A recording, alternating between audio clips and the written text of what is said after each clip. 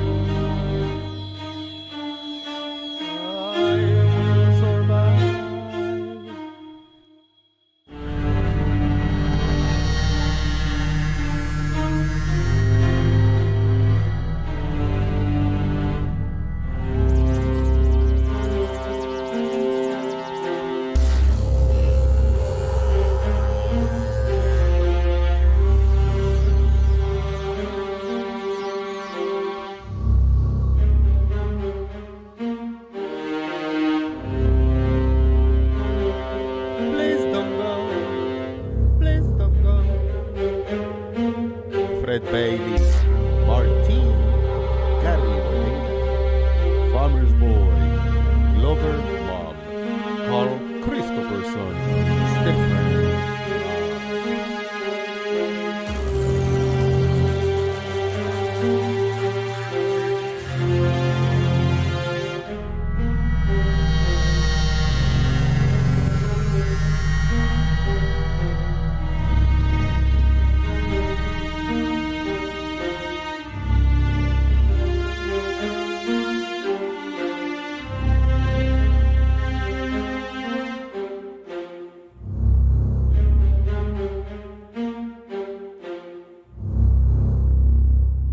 Give it to me.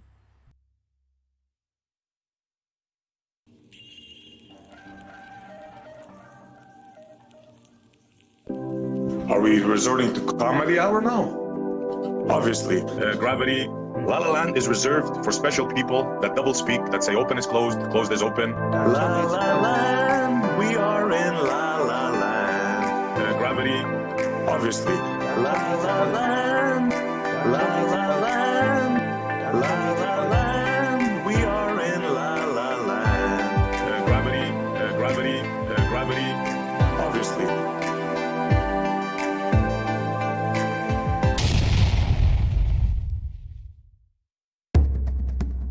Are you ready? Call your mama, call your papa, call your friends. The festivities are about to begin. Boom!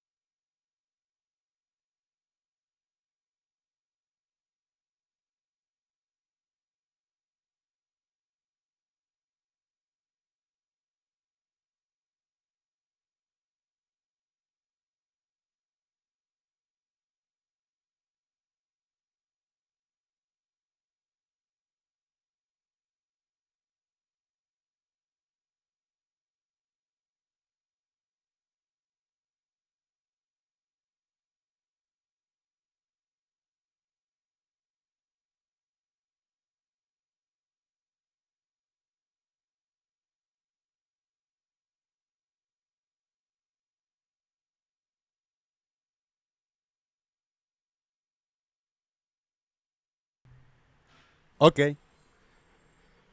Are we in? Perfect. We click over here, and we click over here. We should be on about now. Boom. Shout out to everybody watching on YouTube land. This is Jose JG. Boom. And there's a truck across the street that just now, and it's so amazing that it's the perfect time to start the show. But it's not just a little truck. It's like a, what the fuck is that? It's like a tank, right? It got rotary tank, like a tank. It's like a small yellow machine with a, I don't know, plot thing in the back. But look at this. It is like 5 foot tall, and there's a guy walking next to it with a remote control, just walking it and just driving it with remote control. That's the beauty of that. What the fuck that come from, man? I want one. I really want one. Shout out to everybody. Thank you for watching on YouTube land. Today is October 26, 2022. 2:38 in Florida, USA. Type, where are you from? In what part, area, segment of the world you're on? Are you on Earth? Are you in Utah? Are you in space? Are you in Idaho? You know, whatever you are from, type. Shout out to Squeaky Earth. Lazy Eye Frog, still on. Let's do it. Let's see.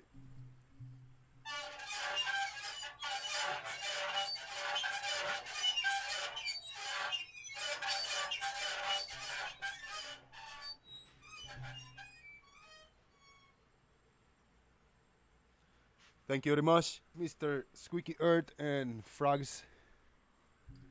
Appreciate that a lot. You've been my friend for a long time. Hello, Farmers Anamorphic, Sean, John Hansen. Shout out to John Hansen. You're close to new now. Cloak to new. Larry Scott, Stefan Mudd, Carl, Mom, Boing, Bing, and a Bailey, please. See, I got everybody again. Please, boom, like on the stream right now. If you're watching this live or recorded, we got 20 watching, 11 likes. There's a way to support the channel, the festivities, the format, the show, whatever you want to call it. PayPal link and Super Chat. Hit me up. We are going to open the channel for voice on Discord. Discord server daily. Boom. Join us there. Talk to me. Talk to us. Global Mom is nowhere yet everywhere. How about that? Farmer's Boy, what's up? How you doing? Hello, I've come to be incredibly boring. That is all right. Now that you have spoken, people on YouTube, let me know how is the audio. My audio versus Farmers, because I did something different today. Oh, How do I sound to you? this thing that just trundled past you, it wasn't one of those remote controlled lawnmower things, was it? No. It was big. Oh. It had like a tank wheels, like long wheels. Yeah. Looked like one of those regular diggers with the long and up and down and whatever, but small, miniature. Oh, because over here they've got these. They're now using these. They're tracked, but they are like a radio controlled lawnmower. So Matey Boy doesn't sit on it. He walks along behind it. He's got his control box and he's controlling it. Yeah. But they use them on the slopes either side of sort of motorways and things and dual carriageways. What they try to do is they try to build up either side of the road so the noise doesn't break out, but you've then got quite a steep slope that's got grass on it, and every now and then they've got to go and cut it. So they use these track things, but he just walks along at the bottom. He just walks along with it as it sort of cuts the grass, because otherwise he'd be sitting on it at a really steep angle. Right. It's a mini track hoe, says John Smith. Oh, right, oh, cool. I recorded. Is it? Let me see. Let me try this. Might be too big for Discord. compressing a file. All right. I recorded half an hour ago one mobile home full house trailer type of thing Hmm. was being hauled across the street, and I know there's an empty lot in the back, so I think that's what they're. It's Ah, related to that little machine is gonna work on that shit, whatever there's it good, goes. good bit of groundwork, or digging a trench for a pipe or something, Yeah, maybe. yeah. Yeah. It, Damn sight easy than doing it yourself with a spade. good times. Yeah. Either give it to 100 men to do to 10 men, 10 men to do the job in 4 hours, or give it to a machine to do it for 20 minutes, whatever job it is, Exactly. you know. Yeah. Yeah. My volume on my microphone is a little bit low. It's okay. I think, I don't know. Shouldn't be. Sounds right in here, but that's Discord. Yeah. It's okay. You don't have to hear me too much. I don't have too much to say over here. Oh, what the hell am I doing? I'm clicking buttons over here. I don't know what kinds of buttons, just buttons. What does this button do? Oh, what about this one? Oh, Oh, I like your thumbnail. That's very clever. what? Yeah, what type of plane is that or whatever? It's very appropriate to having the word boom in front of it. That was an experimental plane that they designed to try and make the sonic boom quieter. It's Boom. called the shaped sonic boom experiment. How about It's a that? modified F5 aircraft. If you look, it's got a strangely shaped belly to it. It doesn't look right. And the whole idea is to try and lessen the shock wave that is the sonic boom. So at trying to make the sonic boom quieter. And Okay. from all accounts, it worked. But I don't know whether anything's come of it since, because that's going back, I don't know, nearly 20 years, I think. When was, yeah, okay, that was my question. In the early 2000s, in the 2000s or Yeah, something. yeah. Good. And it actually reduced the intensity, the noise of the sonic boom by about a third. So that's quite a. And they because they thought, well, if we make the plane a different shape, will it affect the sonic boom? And it did. It made it quieter. Really. So it's very appropriate to have that with boom in front of it. Maybe the boom needs to be smaller or in lowercase. Not quite such a loud boom. All right.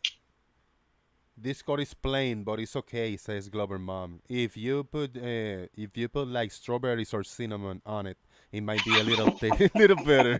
But it's okay. Plain is okay, Glover Mom. I follow you. You know. Oh, Discord's been all over the place the last couple of days for me. Yeah. It's typical Discord, I guess. 1 minute it's fine, the next minute it's like, I can't hear anyone.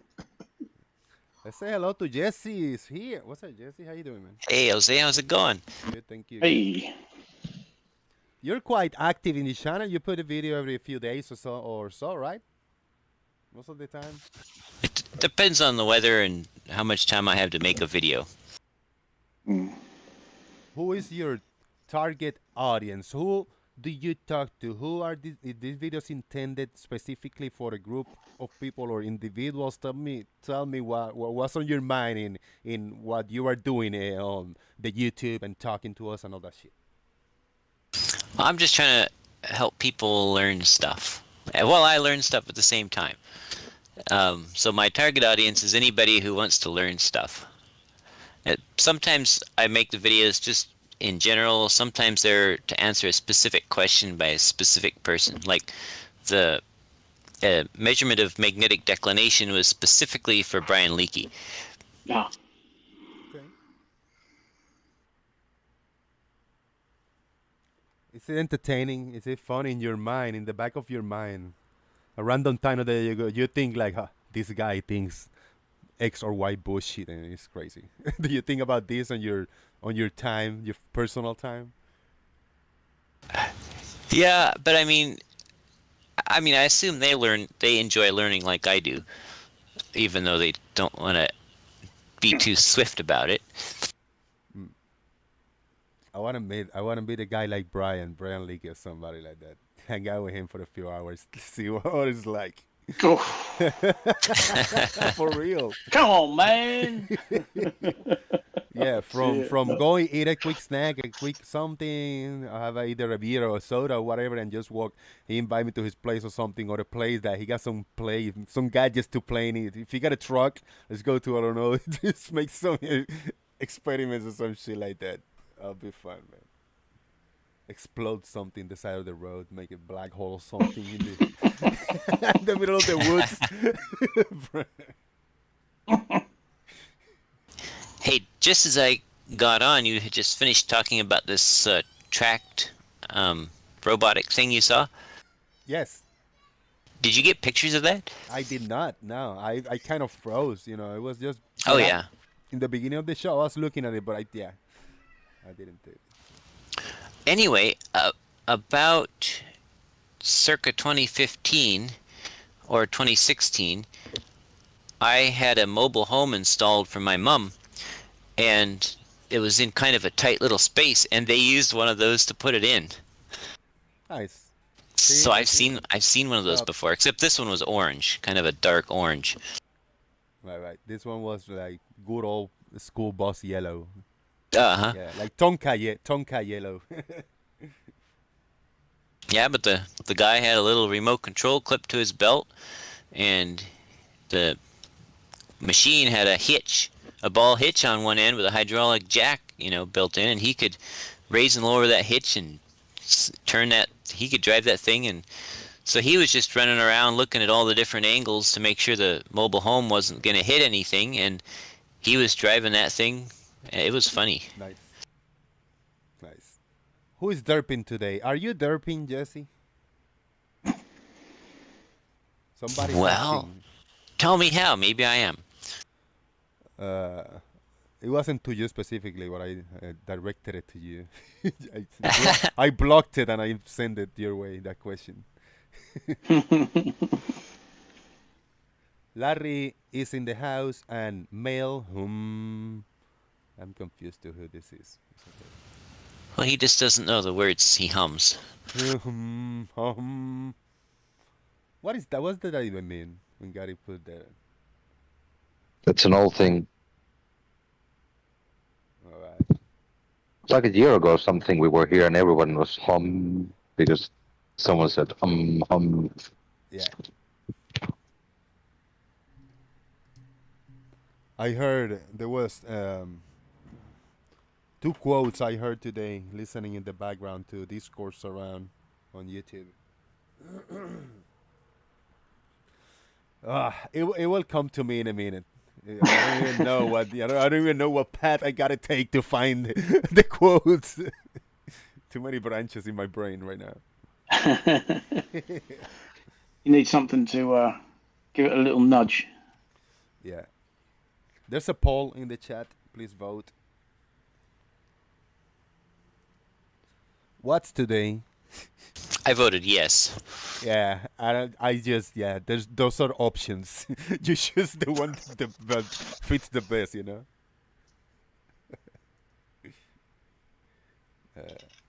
I voted no. You see? Oh, No, I voted yes. it's beginning. But Chikey, why doesn't that surprise me that you voted no?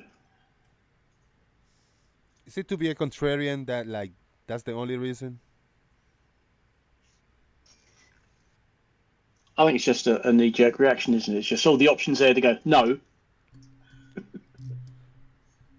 I don't. Shout out to Shaik and Gary who joined the festivities.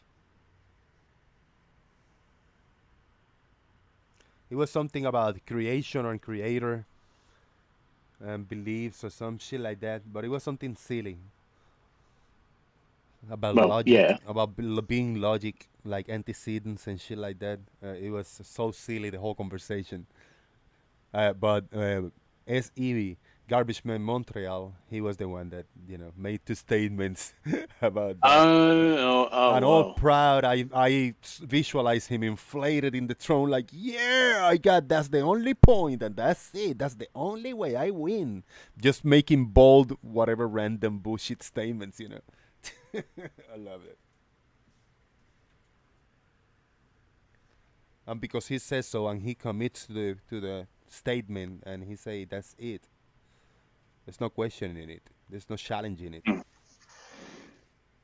He hath spoken. Yes. It's in the book.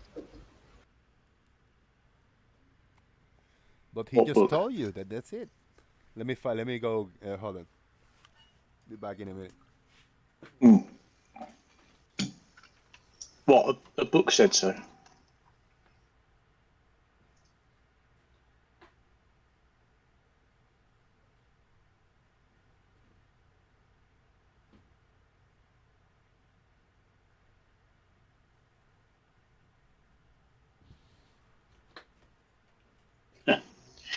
Yeah, Dell would definitely have clicked on. No.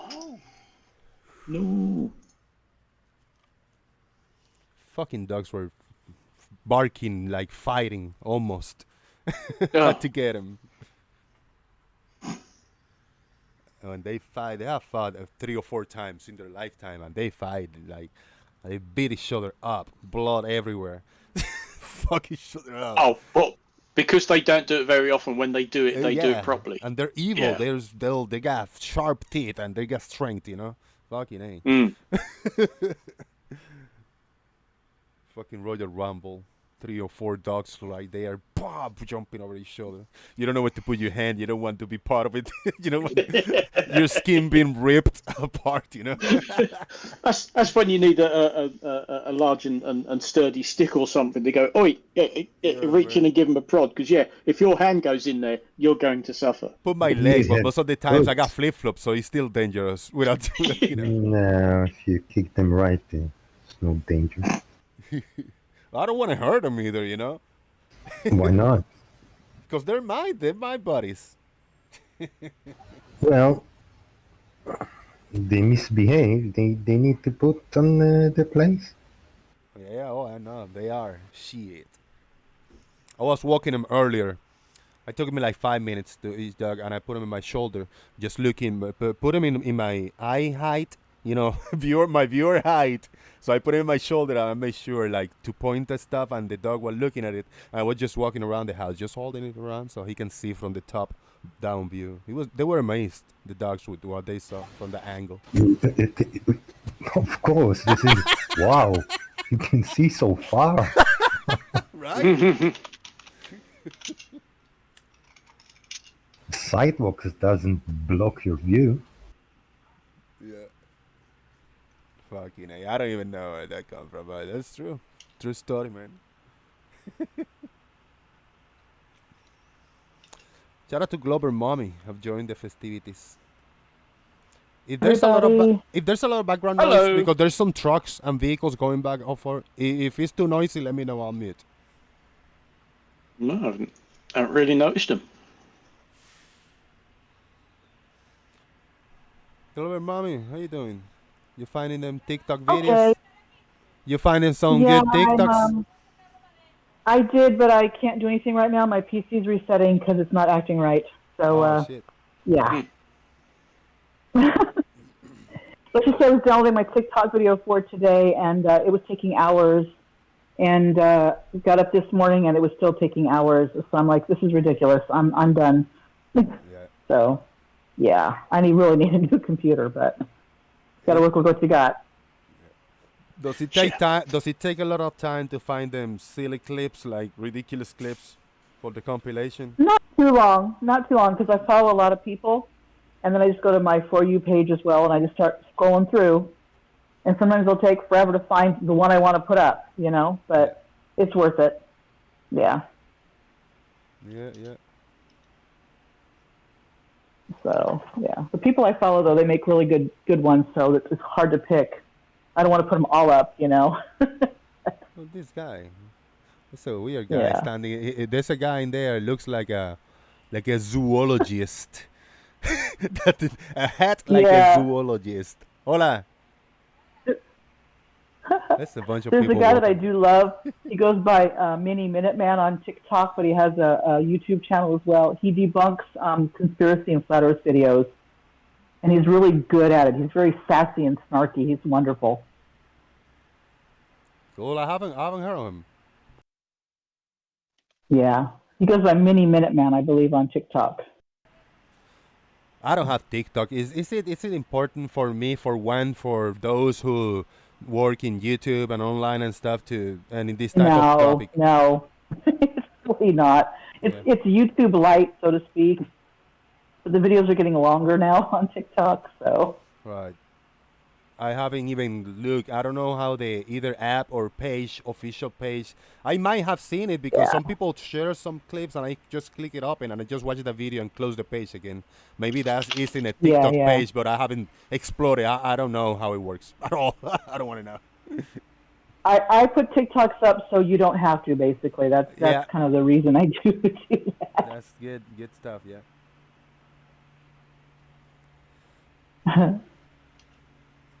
But yeah, I'm having fun. Yeah, so that's good. This week is not so good with videos, but yeah, it'll get better once I reset this, I think. Nice. So I'm on my tablet right now. All right.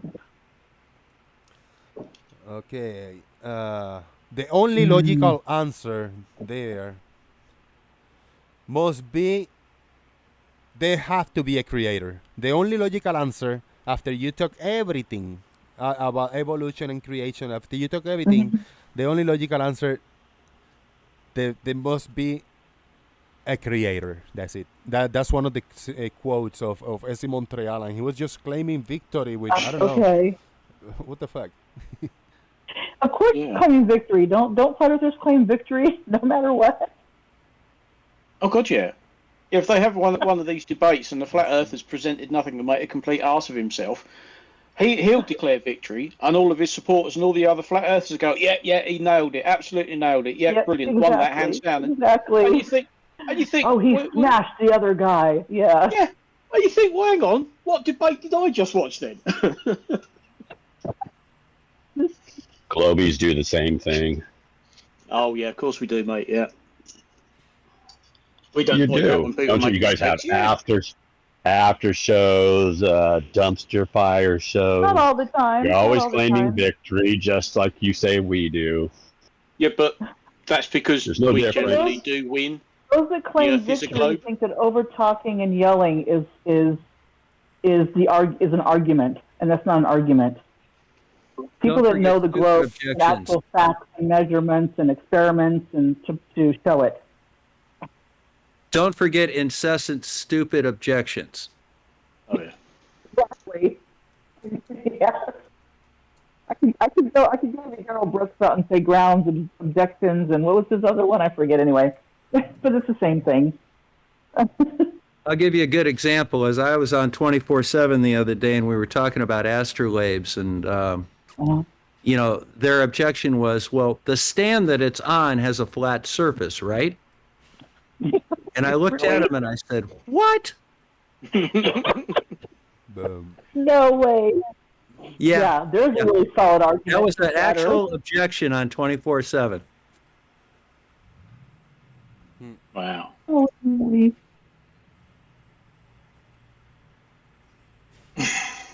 Yeah. Wow, that convinced me now the Earth is flat. You know, they were talking about armillary spheres, and I said, "You see that little sphere in the middle of it? Do you know what that is?" And they go, "What?" That's the Earth. They knew it 2,300 years ago. Well, it could be any shape. No, not really. It's round for a reason. Exactly. Ugh.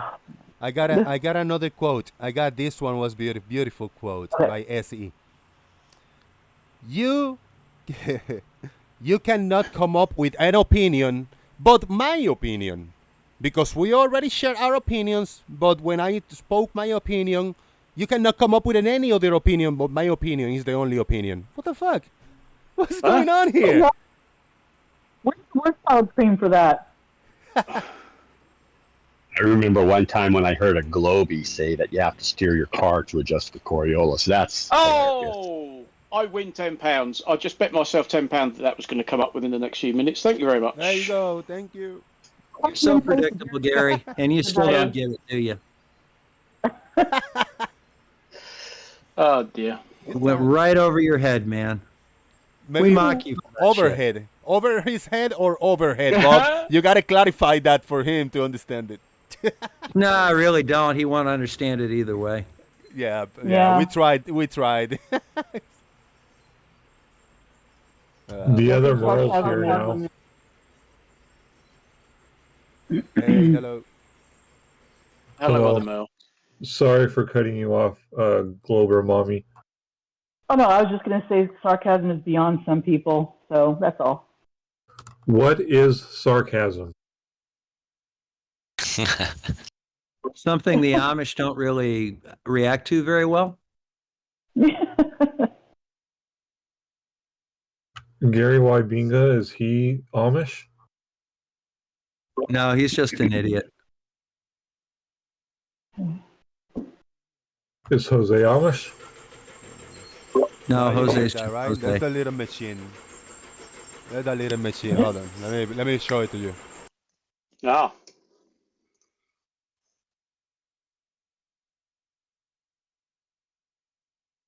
I was going to say if Jose's Amish, he's not doing it correctly.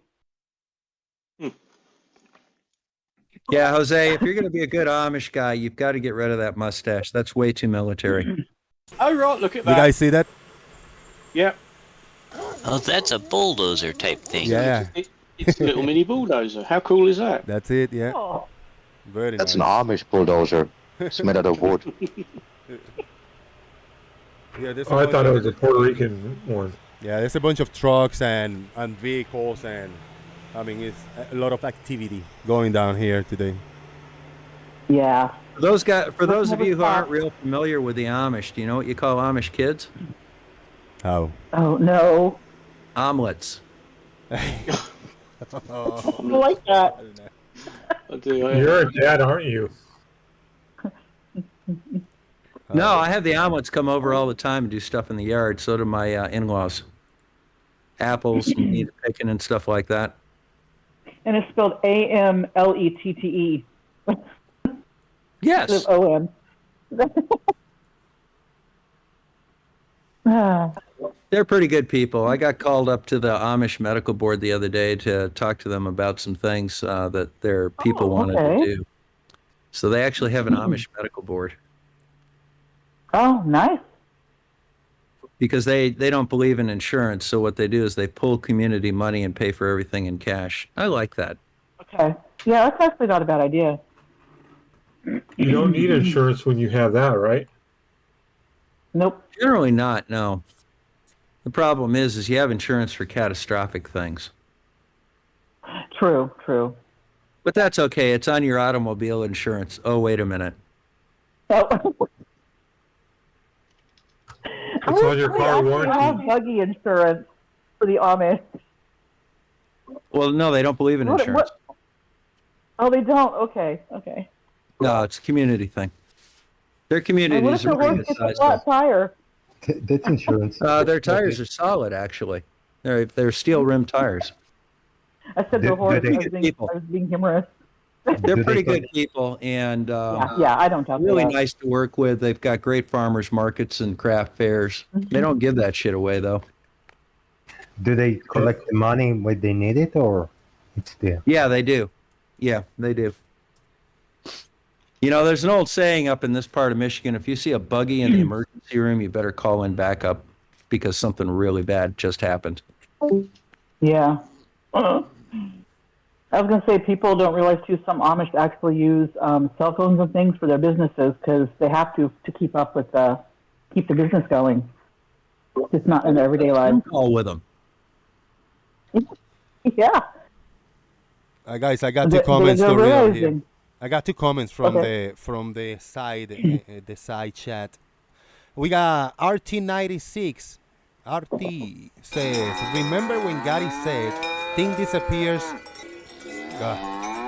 Remember when Gary said things appear bluer as they move away from you.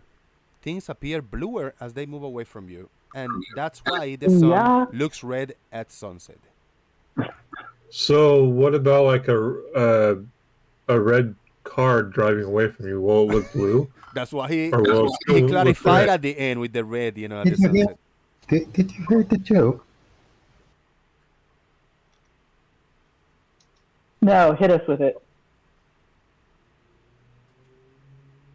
I never said any such thing, and the guy made up a phrase, just put it as a quote from me. Never said any such thing.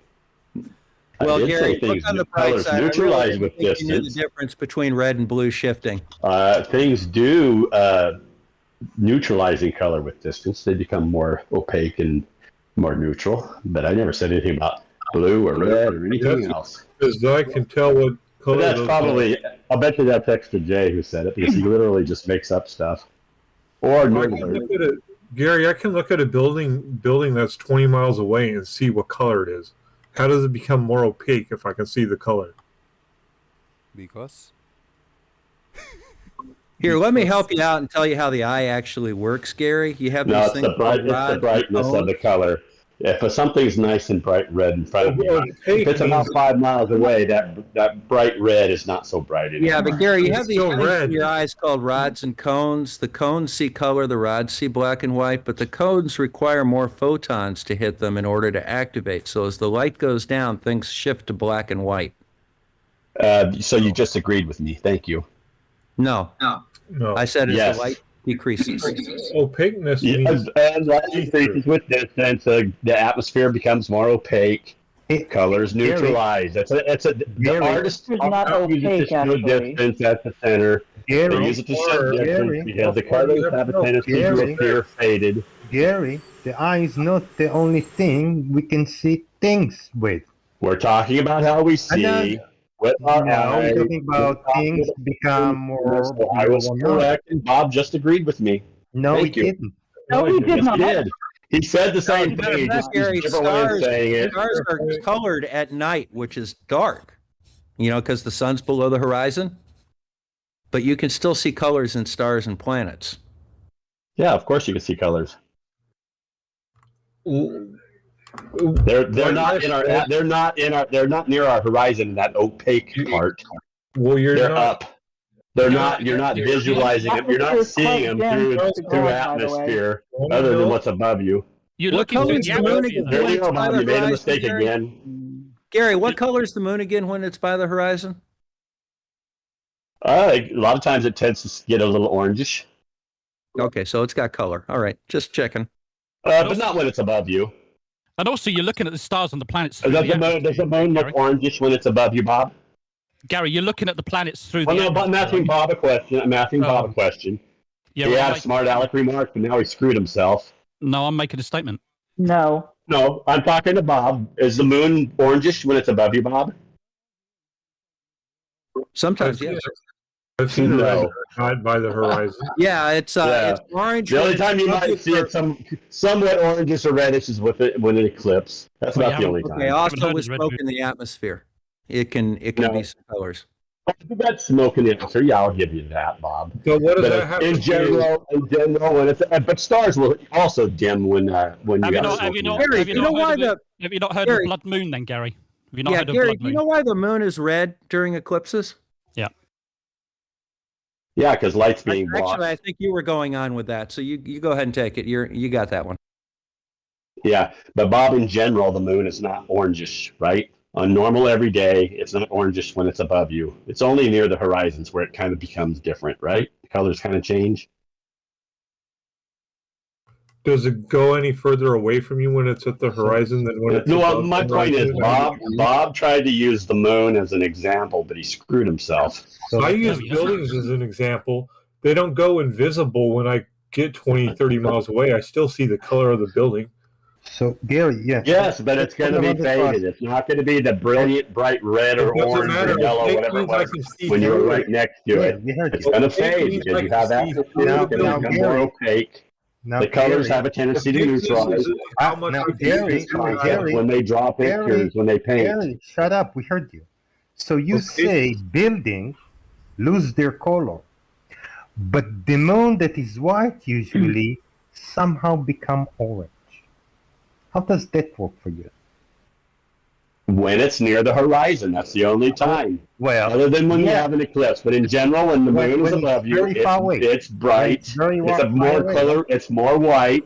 When it goes near the horizon, when it's going through more atmosphere, it turns oranges sometimes. So I'm and for some buildings, when they're close by you, you're looking through less atmosphere. They're bright colored. As you move farther away, the atmosphere becomes opaque and the colors begin to fade.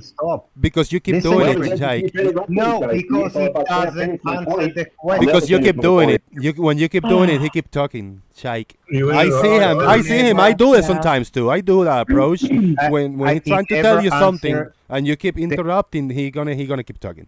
He never answered the questions. It's okay. He's gone on for minutes, not answering the questions. No minutes, no. So He was going on for a minute. And then he continued after. Hold on, guys. After he was talking for almost a minute, you interrupted, so he added maybe 20 seconds. And then you interrupted, and the 15-second mark, he added another 30 seconds. And he kept going. When you interrupt, that happens. People keep talking. Now, if you want to interrupt me, I'm going to take another minute to explain this whole thing again in probably a different way. So, Chaik, you got to step down. I'm still talking, Chaik. I'm still having wrap up my point, Chaik. I'll keep talking. But I'm not done yet.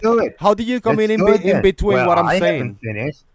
How are you coming in between what I'm saying? Why are you doing that? I heard you. So Chaik, next time you're what I'll still do, doing it. next time, no, you're doing it. Chaik, Next time you gotta relax. I was making a point, and then when I finish a sentence, a statement, a point, or something like that, then and only then is when I'm done. But when I'm on a row, I haven't put a period at the end of the sentence. Maybe I did, but I haven't said that I'm done and I'm going to just give the floor back to you, right? I haven't done that. Now, I am going to do it, and now the floor is all yours, gentlemen. Go ahead. I'm done. Yeah, so next time what we'll do, shut up. Thank you, Lael. Thank you, fucking Lael. So next time what I'll do, I'll shut up, and we'll see how long it takes to Gary to shut up. Great, awesome. So, as a semi-active web designer, not professional, Gary, opaqueness. If I'm talking about web design and I create a box that's red, opaque. As I make it more opaque, I see the background color of the page. Now, if you're talking about a building, a gray building, and as I move away from it, it's becoming more opaque. Guess what? I'll never move far enough away from that to where I can see through the building. It'll always look the color it is. It'll never be opaque.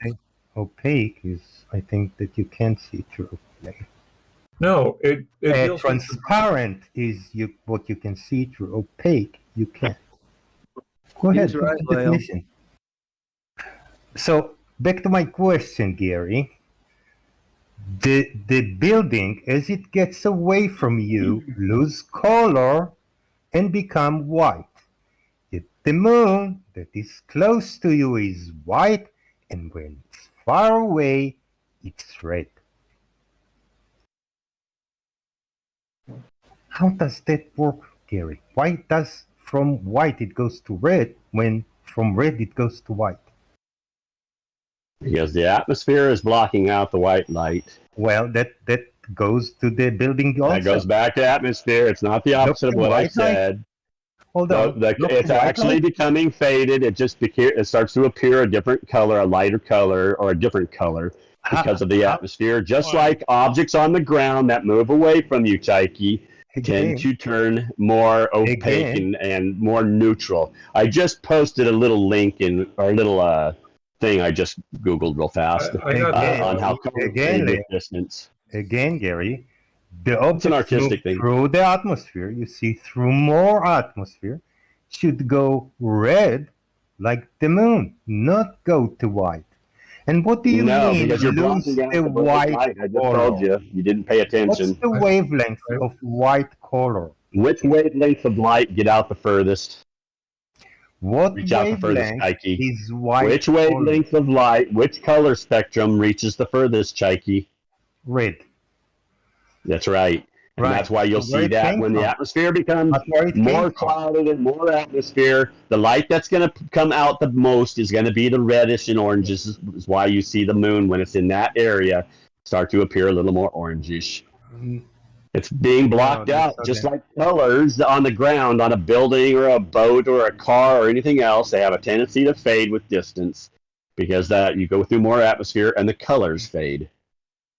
What do you mean the colors fade? The colors don't fade. It's just read a little thing I just posted in. I think I posted in Daily Boom. I'm not sure.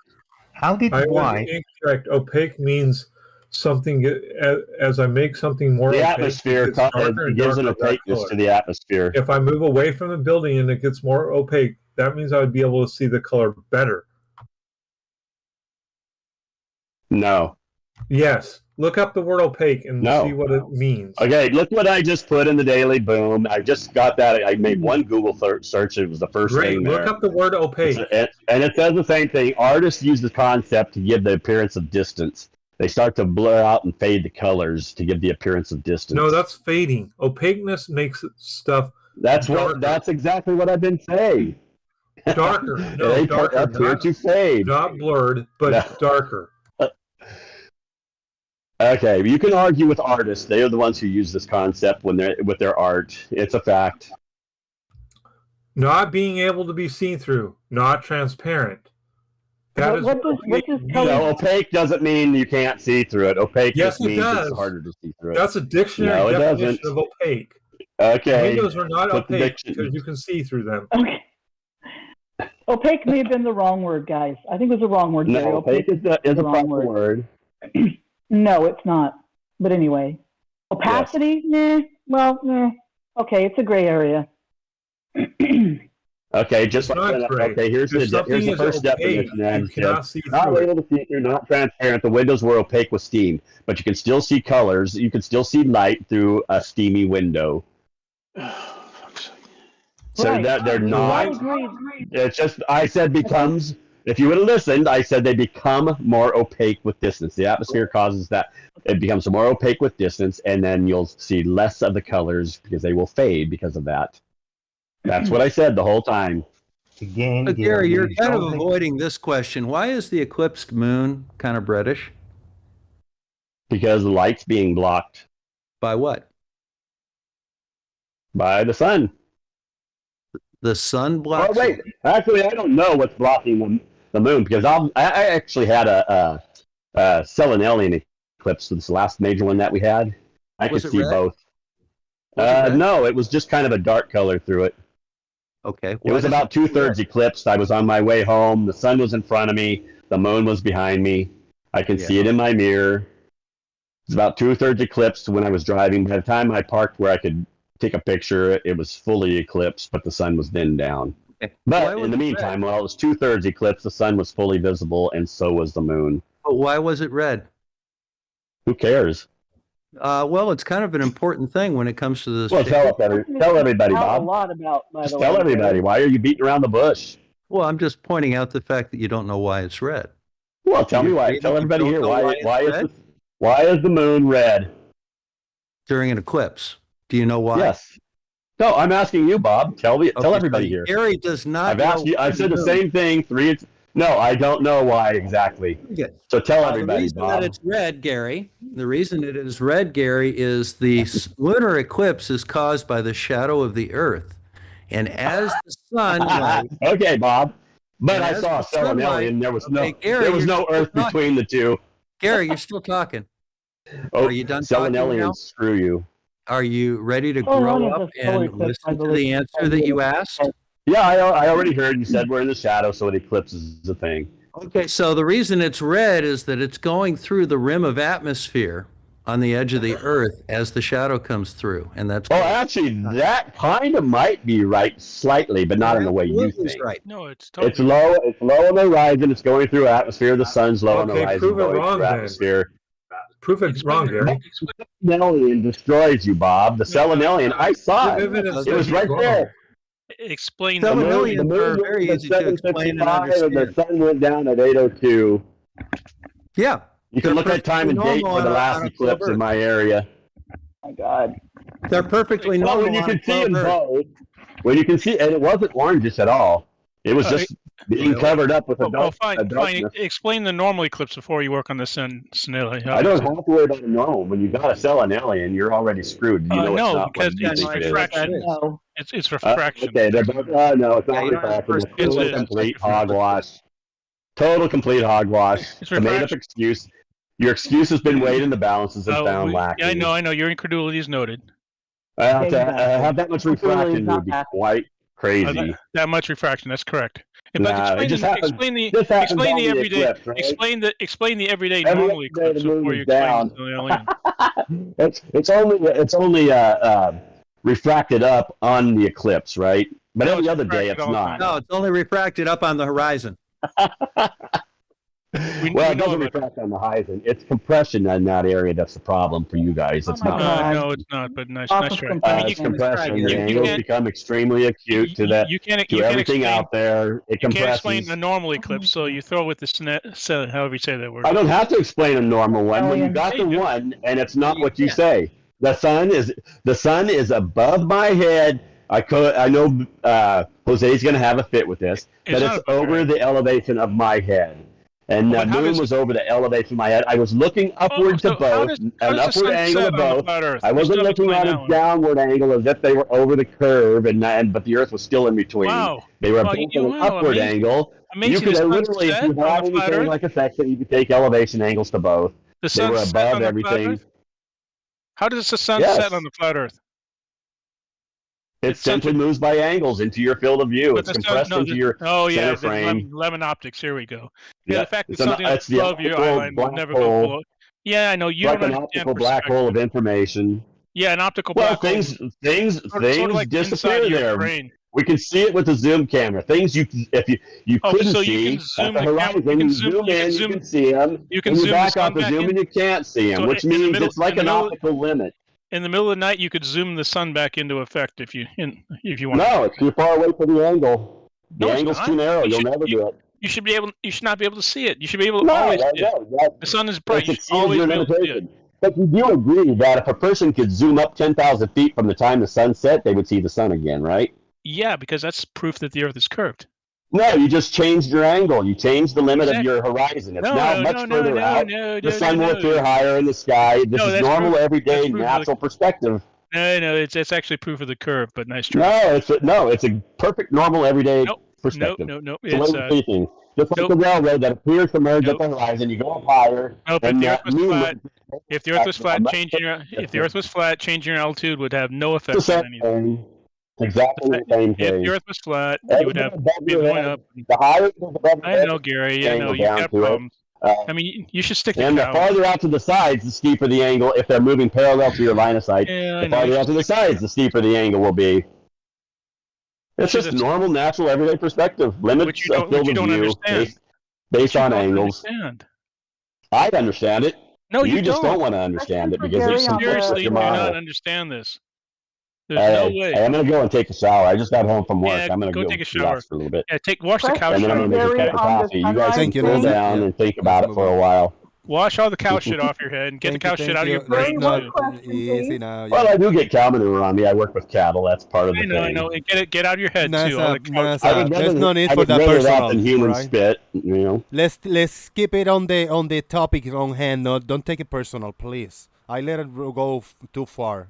Don't do this again. Yeah. Why the personal stuff? There's no need for that. It's more Yeah. fun the other way. Be smart and try I to wasn't keep the only it one doing running. personal. These guys were getting personal. No, I'm not. Yeah, I'm saying in general to everybody. Yeah, me included. Yeah, I'm saying. Hey, let me read. I had a super chat I don't a think long time ago. I don't think I bro. called anybody a name. No, we good. I had a super chat, and they were only super chat earlier. Maybe I had a super chat earlier. That was an amorphic mind. An amorphic mind gave us a quote. Tell me if this is an actual quote, Gary. I don't care if 99.999% of people think I'm wrong. I'm not. Gary Webinga. Yeah, I will agree with that. I don't care if the whole world says I'm wrong. If I'm right, I'm right. It doesn't matter. Wow. You know what they call it? How many NASA, people in please let it Germany go. followed Hitler? How many people in Germany followed Hitler. Hitler? No, Hey, everybody, hey! I'm gonna mute everybody that is not Gary. I'm gonna mute everybody. Gary, I'm gonna mute you first. I'm mute Gary first. Now, I'm gonna let Gary make his point and see what his point is. And if your name is not Gary and you talk, you will be server muted. Probably time out for the rest of the day. So please think about interrupting. Gary, make your point. Be careful because YouTube, we got certain communities, rules and stuff that we must follow. Go ahead. What's your point, man?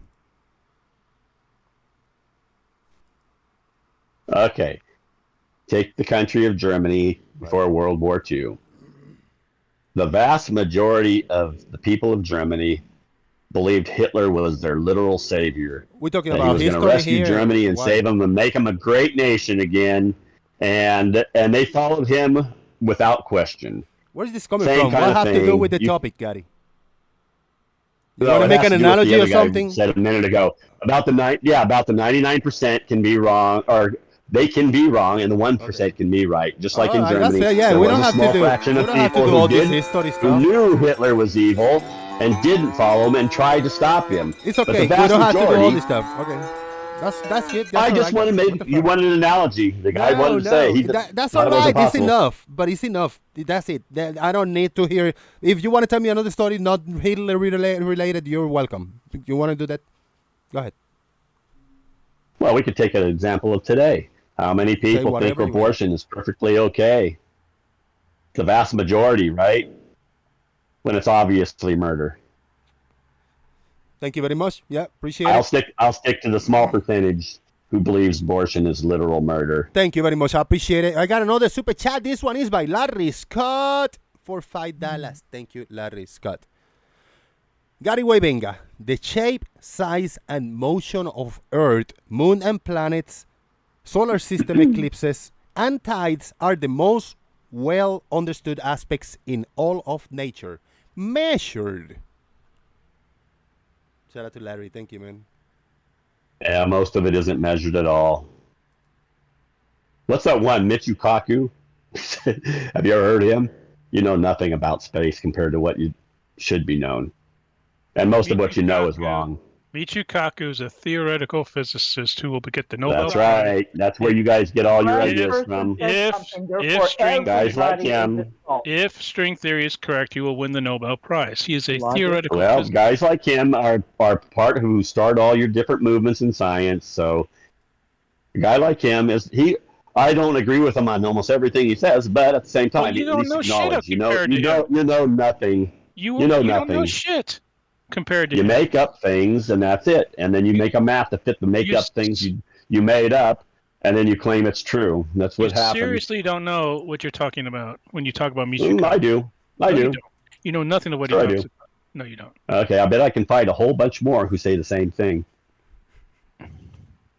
You guys have a few years ago. You guys thought Polaris was 434. Gary.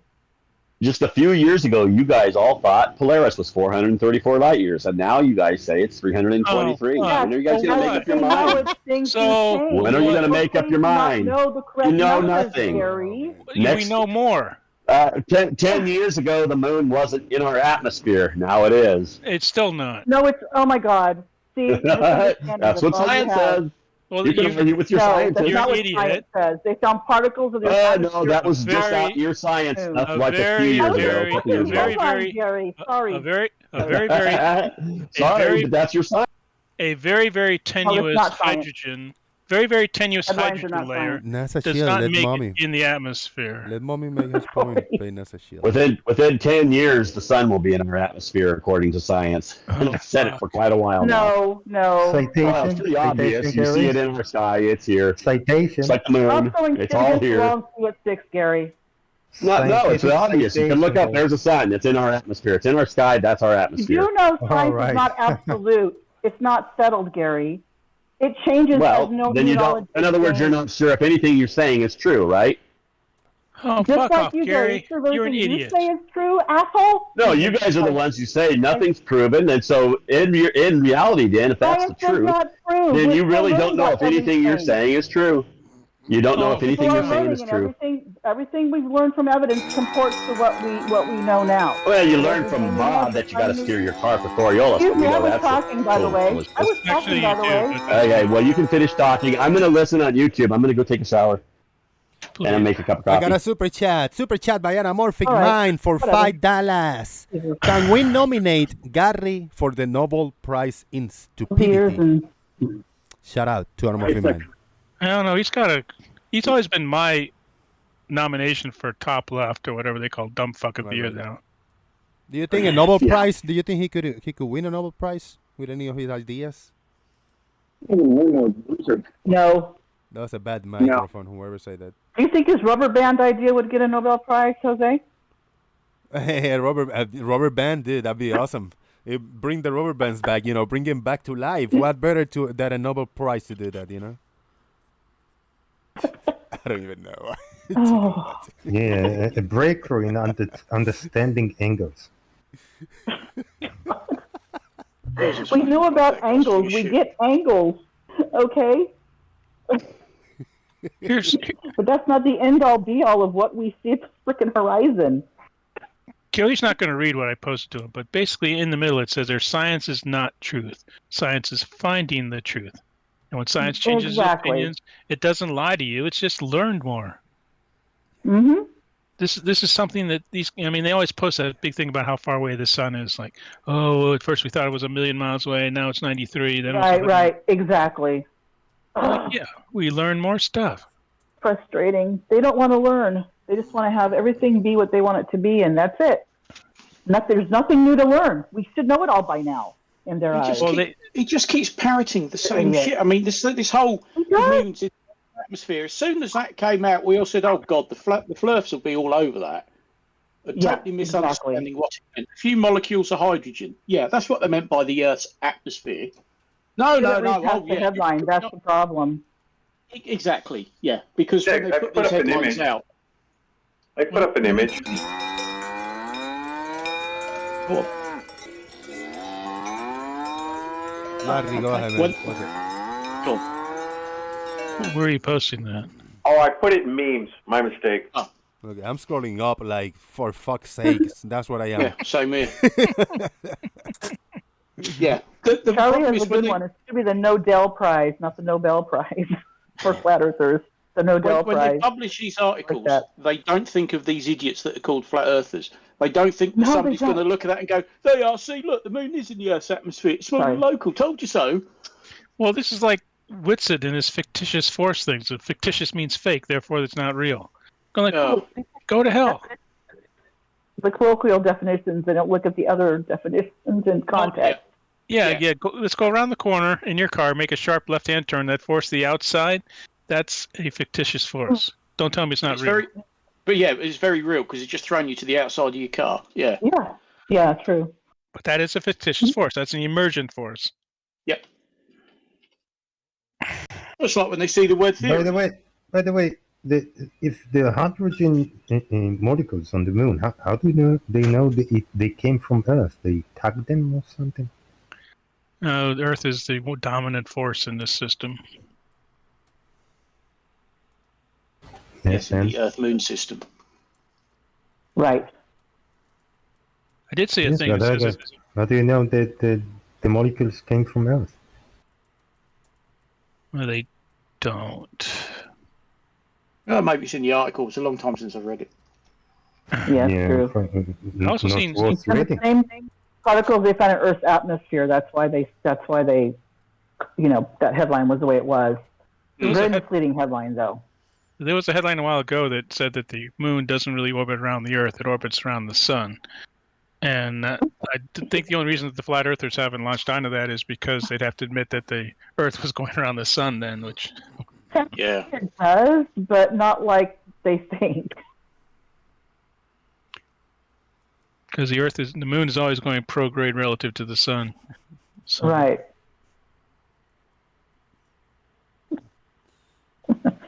I'm watching the chat on my phone right now while I'm setting up my computer again.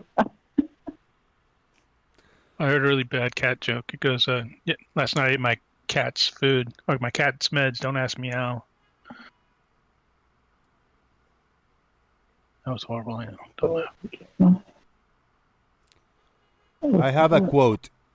The third quote from S in Montreal. Okay. Damn, that was Oh, a yeah. long time between the second and the third and the first. I mean, I just lost that. Quote, and I quote, "You cannot have information without intelligence." Quote. What? Thank you very much. You cannot have information without intelligence. Unquote. Does he not know what information is? Give me your thoughts, anybody. What does that even mean? I mean, there can't. When I read that, I said like, no, there is information without intelligence. What do you mean with intelligence? Exactly. I mean, Yeah. For God's sake. It just That's- really make no sense. You said that was No. Yogi? Yes. That was Yogi S. Montreal? Yeah. Yeah, well, Yogi is not the brightest bear. I don't know Yogi that but still S in Montreal, yes. S. Montreal, I think he sounds a little bit like Yogi Bear. He does a bit, yeah. Oh, okay. Hey, boo boo. Oh God. Oh my God. Shout out to Gina Genesis in chat box. She hangs out in the chat every once in a while. It's amazing how over the past 7-8 years, Flat Earth has not changed any of its arguments. It's all the same. Like, where's the knowledge gained for Flat Earth? It's not there. Because there is not a Flat Earth. No. No, we got Larry who's going to try to attract somebody with this. Gary, I see a diagram. I see the Earth. I see the moon, a little circle, like an orbit around the Earth. Some arrows. What is this? Yeah. What we got over here, man? Uh-oh. Larry. Sorry, Larry. The geocorona. Right. This little faint trace of hydrogen that was discovered with the improvement of technology. And yeah, a geocorona is technically one of the components of atmosphere. Still 10 to the minus E15 poor. So close to a fucking vacuum you can't hardly call it atmosphere, but it is something that the space telescopes discovered by having space telescopes. That would not have been detected without space telescopes. So it could extend the air atmosphere. It could extend up to this very far away region. You know, it's just particles of what once was Earth's atmosphere, right? Yeah, it's like calling water vapor part of the ocean. You know, I suppose water vapor in the atmosphere is part of the ocean. It's the same kind of thing. The atmosphere near the Earth that we breathe and fly in up until, you know, the near vacuums where low Earth satellites are. Then you end up with a very different characteristic of the geocorona, this tiny coma of very thin, very sparse hydrogen gases, which can only be detected by space telescopes.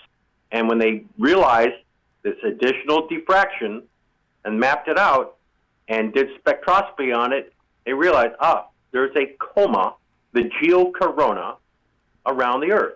Technically, just as much part of the atmosphere as clouds are part of the ocean. Nice. Boom. Boom indeed. And why did you bring this? Just to ask him a question, make the point, or for what? What was the point, Larry? This proof of something? There was discussion about, now everything is in the atmosphere. 10 more years, the sun's going to be in the atmosphere. Well, when they said the moon was in the atmosphere, that's what they were talking about. But I don't know what account I'm flip-flop. Hey, hello, I'm new, I'm flip-flop. Larry, but what you show here was a drawing, a picture, a diagram. I mean, what do you mean that this explains your side, you know, your point of view?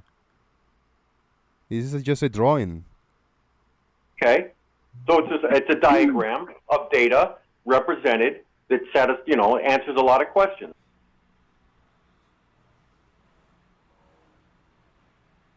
Okay, if you I mean, if you want to take that position that this is enough for you, I guess I got no more arguments because you could be persuaded very easily, I guess. Shout to Flip Flop. Anybody want That was mean. That was very asshole-ish. Anyone want to be contrary? Making the rounds. Sorry, Larry, go ahead. Nah. So if clouds part of the ocean, we can drift clouds without drowning. Why can't we? Why do we drown in the ocean? Can we drown in a cloud? Right? No, I've never. If I'm just on a parachute, right, and a wind gust grab me and the wind gust throw me inside of a cloud, and I'm there for 5 minutes, 2 or 3 minutes, like just unexpectedly big thick cloud, can I drown? Because so much water there. You drown in fog. You don't need. You don't need the. Yeah, fog is just a cloud. I used to be stationed in the Golan Heights, and you see the clouds above the Jordan Valley, and they come to you, just fog. But is gonna rain, and that water is in that cloud somehow. But I don't drown when I'm in the cloud. Right, so it's part of the ocean. Is it like in a pocket? So- Is it like in a pocket inside the cloud? The water? No, it's in droplets. No thanks. Help me out here, man. Do you know what I'm trying to say? What's up? Yeah, I mean, you'd have to spend a longer amount of time in the cloud to find out. I mean, it's like saying, how come I don't drown when I dive in the pool and then get out of it real quick? Yeah, I don't stay underneath the water for too long and we'll find out. I've been in clouds for hours, days. Nah, you think if I'm inside a cloud for half an hour, I'm still alive and I'm gonna already drown? I'm telling you, I was in clouds for hours and days. I love it. It's You so drown when silly. you're in the shower and your head's underneath the water? No, you can still breathe. Damn. When It's you're so facing to the silly. I love shower. it. The astronauts didn't have any luck. They would have drowned too in outer space. There you go. When they You got, see? No thanks. Got a great yeah. point. How about the astronaut that almost drowned on space? A few of them. Yeah. Have they? Well, that's different. They had helmets on their heads, and they would have if it got so too intense. They would have drowned. You mean the ones that had coolant leaks inside their spacesuits? Yeah. Yeah. Well, one. They were one- in an enclosed container there. Well, one nearly did drown, and one was not so Yeah. much of a problem, but there was a leak. It wasn't too bad. But the Italian guy, forget his name. Yeah, he came pretty close to not being able to breathe anymore. Yeah. It was like one of those emergency landings. They had to pull off. What? What's he doing? Get him to safety. He was on the space. He was doing a spacewalk on the Yeah, ISS. it's spacewalk, right? He was doing one of those. Yeah. Yeah, they had to quickly get him out of that environment, back down to safety. You think he no, was? back Yeah. in, back in. He didn't go. He didn't. No. So let me hold on. He didn't come back down to Earth. Hold on, They I got him it. back in I the got it. ISS. So do you think that either the helmet or somewhere in the how do you call it, outfit? No, the suit. You think somewhere in the suit there was a little tear and not sealed properly, and the water that is in space, went into his suit? Is that what you think? No thanks, or? I'm trying to figure out how big was this tank that was in, and what's the volume of the helmet that it was able to fully fill the helmet. Oh, What do he's you think was the pretending that tank in the astronauts water? are in the swimming okay, pool and not in space. That's how fucking retarded it is. Wait, what did you say? Where do you think they are? Easy farmers. You think? Oh, you think they're? No, you no, think that no, they're thanks. You can actually piss off and play that filming in game the with somebody else. in Thank the- you very much. You think they're? No, you think that's they're not what actually he's saying. filming? No, that's what Yeah, I didn't you're even saying. No. say that That's at what all. you're saying. No tanks. No, I didn't say that at all. I said, Yes, how you big did. is the You said the how tank big of was the coolant? pool. No, No, you didn't see, say this is cool. how- this is You're how crazy- alleging like a lot this is of how crazy idiots you are. do that they're not in space. They're being filmed inside a big swimming pool, aren't you? This is what happens when you just won't let go of something you think you know, right? No, I do know. I do know that they're in space. That's where You know two that's what I space said. stations are You know currently. that's what I Yes. said. You know that's what I said. Is that what you're saying? You know that's what I said. You know that's what I said. Fuck me, you're an idiot. Right. So how big is the tank, right? The one that had coolant leak from it. right? How much volume was contained within that tank that is equal A few liters. or greater to the volume of the helmet? Yeah, That's all. Is that such a ridiculous question? It's a few liters, but it's not just the tank. It's also the tubing. There's quite a lot of tubing that actually goes around the spacesuit. Yep. The Quite a EVA lot, suit. or So, enough? well, I mean, I couldn't tell you the exact volume. I could find out for you, but why is that important? Well, I could say words too. I could say, hey, guess what? There's not enough coolant in that spacesuit to fill up the volume of that helmet. Yeah, well, therefore disqualifying your claim. Yeah, no. Well, it's not disqualifying the claim because what you're misunderstanding is that it didn't fill the helmet. Because what actually happens is in that environment, when you're in a weightless environment, it clings to your skin. And what was happening, it was clinging around his nose and around his mouth and all the rest of it. And it was clinging around his eyes. And that's what actually happens. It wasn't filling his helmet completely. So there's so many Like a liters of water. parasite, it attacked his eyes, nose, and mouth only. I understand what you're saying. Like a parasite. No, nothing like a parasite. Absolutely nothing like a parasite. It's just that you're not Like an understanding alien. Like a no, yeah, symbiote. hang on. Yeah. You gonna let me finish talking so I can finish talking? So what? I'm just trying to envision this. So what actually happens is in that environment, yeah, you just need to actually just understand what actually happens in a weightless environment. And that's what happens. Water clings, it conforms to objects, to things, and therefore it was clinging to him and the sides of his helmet. So it wasn't Yeah, so filling why the didn't he helmet just shake his completely with head? volume. So under your, right, so just shake He your was head and it shaking clings his to head, something else. and it was shaking your head, but then more collected and more collated, and it became more and more and more water.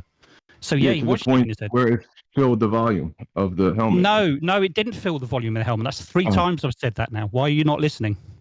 Oh, so it was a droplet of water that just kept attacking his eyes, nose, and mouth No, only. it wasn't a drop of water. It was more than a drop. Oh, make up your mind. I have made up my mind completely. Oh. You're twisting my words. Exactly what Hey, you you won't let him. You won't let him I know- explain properly. I know what game you're playing, and you're not twisting my words. You're not doing it. That's not what I said, and you know I didn't say that because you're playing a game. I know your game. I'm not stupid. My game is pick one. Are you saying that it doesn't need you're saying that the tank, right? The coolant tank let in so much water, right? That it filled just the amount of volume of the helmet required to just cover his that's 5 nose. times. No, Oh, I okay. didn't say Fair fill play. this helmet. I didn't say that at all. No. Well, all you really have You- to say you is it keep was saying- this much coolant and You kept it filled this much volume. you keep saying that he keeps filling the volume of the helmet, and 5 times now I've told you it did not fill the volume of the helmet. It doesn't need to. Great answer. Yeah, but I just want to point out that I did not claim, outright that they were only filming at the underwater system that they have set up to That's fine. replicate the ISS. I didn't say that. That was somebody else that said that. That wasn't me. Oh, wasn't you? No. Okay. Yeah, so I was curious of the earlier claim. If you guys have anything to say on it, I don't have too much to say on it, but I was curious of the claim of refraction with the Selenelian eclipse, and what other effects would that have? I mean, you're seeing the sun high. I mean, was there longer daylight in certain areas? I mean, did everybody have to reset their clocks who weren't paying attention to the eclipse? How large of an area did that refraction oversee? Right? Things like that. Do you guys have any more information on that, or are you just saying the word refraction? I like saying the word refraction. Refraction is What's one of that in my... there? Wait, hold on. Refraction is one of my angels that always works with me. In the mornings, I pray to Mr. Helios. Helios. I call him Mr. Helios to make him more kind of personal. Does refraction sit on your shoulder, Jose? I still haven't get to make Helios mine like completely, but he's like his master. So refraction is on my shoulders. Yeah, it's like I you wouldn't be the first to worship it and shit, you know. What's the difference between the Selenelian eclipse and any other? There you go. No thanks. That's a good question for you to answer. Well, what's the difference between the Selenelian and any other? Yeah, that you see the Selenelian, you see the sun and the moon above the horizon on a horizontal, right, 180 at the same time. Who? During an eclipse. Who see it over the horizon? Yeah, and the most recent one would be every state in the North America. Yeah. Every state. So in you're North just America. asking me the same question I'm asking you, right? Like the question I asked you was how many people were able to see this refraction at once simultaneously, and it was at least all of the northern states in America. You sure? That's what NASA says. You have I haven't confirmed with these individuals, right? So, can you even explain how a normal eclipse works before you work on the Selenelian? No, I'm not working on either. I'm just asking if you guys have a couple more tidbits of information with this refraction and what kind of effects it would have on day and night cycles if the sun were to be refracted above the horizon all the time. That would be a 24-hour sun. Yeah, but it's not. What is It's refracted for like I think an additional 3 minutes. I think. Like 3 to 7, 3 to 9 minutes. Yeah, something like that. Depending on your latitude. Well, they didn't. Yeah, right. So what I looked into didn't specify depending on your latitude for the time changes. Said, well, yeah, I guess 3 to 9 for the latitude, but everybody within, between these two latitudes was able to see it. Like, so how large of an area is that across the America and the Selenelians in America? Well, I think it may have been you who stated previously that for every lunar eclipse, there's a Selenelian somewhere at that same exact time. So 100% at the beginning of the time eclipse, is Selenelian. at the beginning of the eclipse or the end of the eclipse, not in the middle. Yeah, because again, NASA's saying it's only 29% of an eclipse will have a Selenelian attached to it. Right. But then I also heard from I think it was you that it's 100% of the time. No, well, 100% of the time, somewhere on Earth.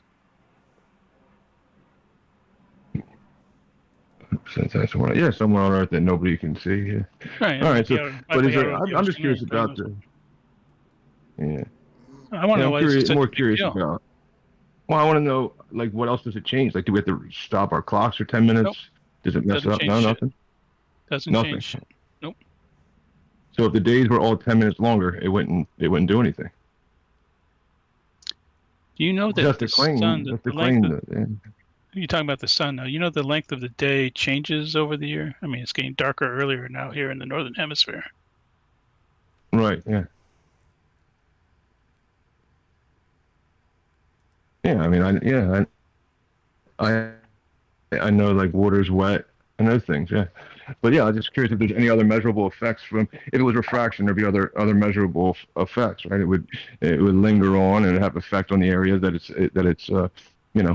happening within, which will create what? Longer days, longer nights. We just talked about it. Like Three more minutes than it would be if there was not an atmosphere. Okay. Anything else? Like would somebody who's like using the azimuth of the sun, would they be all screwed up? Like who would be using that at that time? Anybody, or would everybody be aware that the sun's just a little off today? Well, they compute that. They use that for the sunset and sunrise times, right?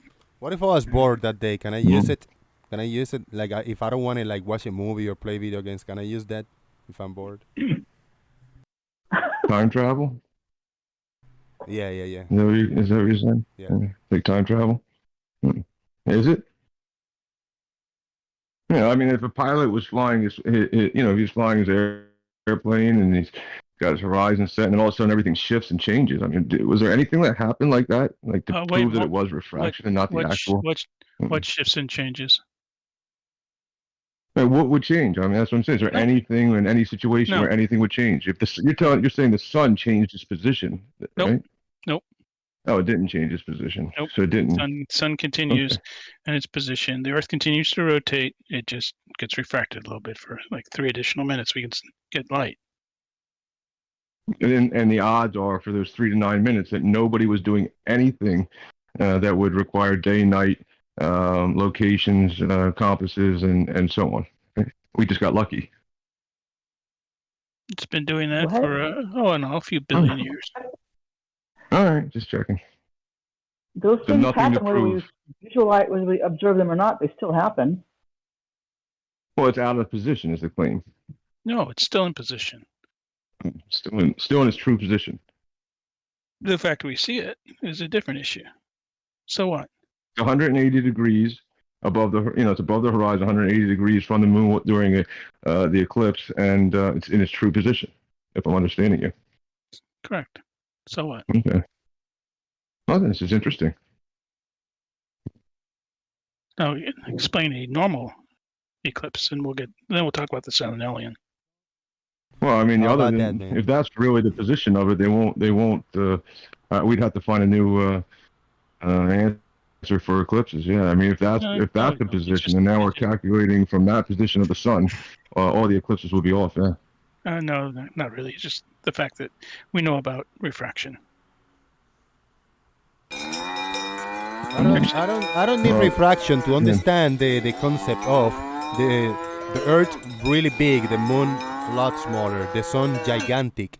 The distance between one to another, if I put in the tree in front of me, the Earth in the center, then the moon in the left and the sun in the right or whatever, I can visualize it. I can understand how a Selenian eclipse will happen. You see, not rocket science. Yeah, we can all imagine. Visualize it.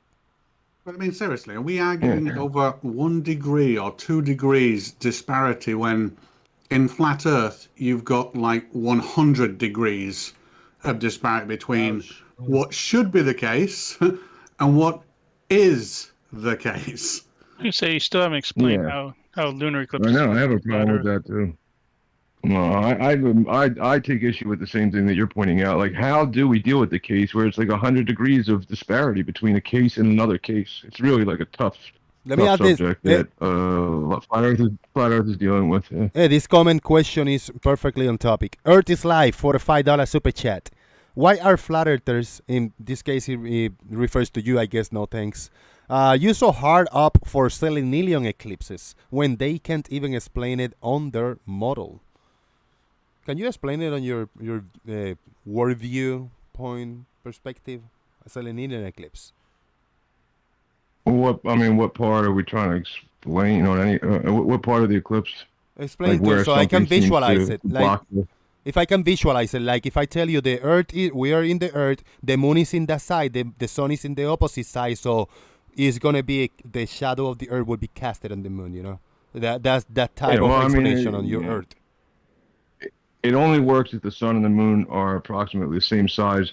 If you're trying to find out when these nodes cross, with these crossing points. Yeah. But that's not how it works. Yeah, that's not how it works. And then your angle to it. You're telling me not how it works, right? What's not how what works? You told me if the sun and the moon are this and that. So you don't know if it is, or you're not telling me how it works. You're telling me how you think it maybe work. Yeah, so the sun and the moon are the same size, right? They cross paths with each other according to you on the Earth, right? It depends on your angle to the two objects that are crossing paths. No. No? Okay. So you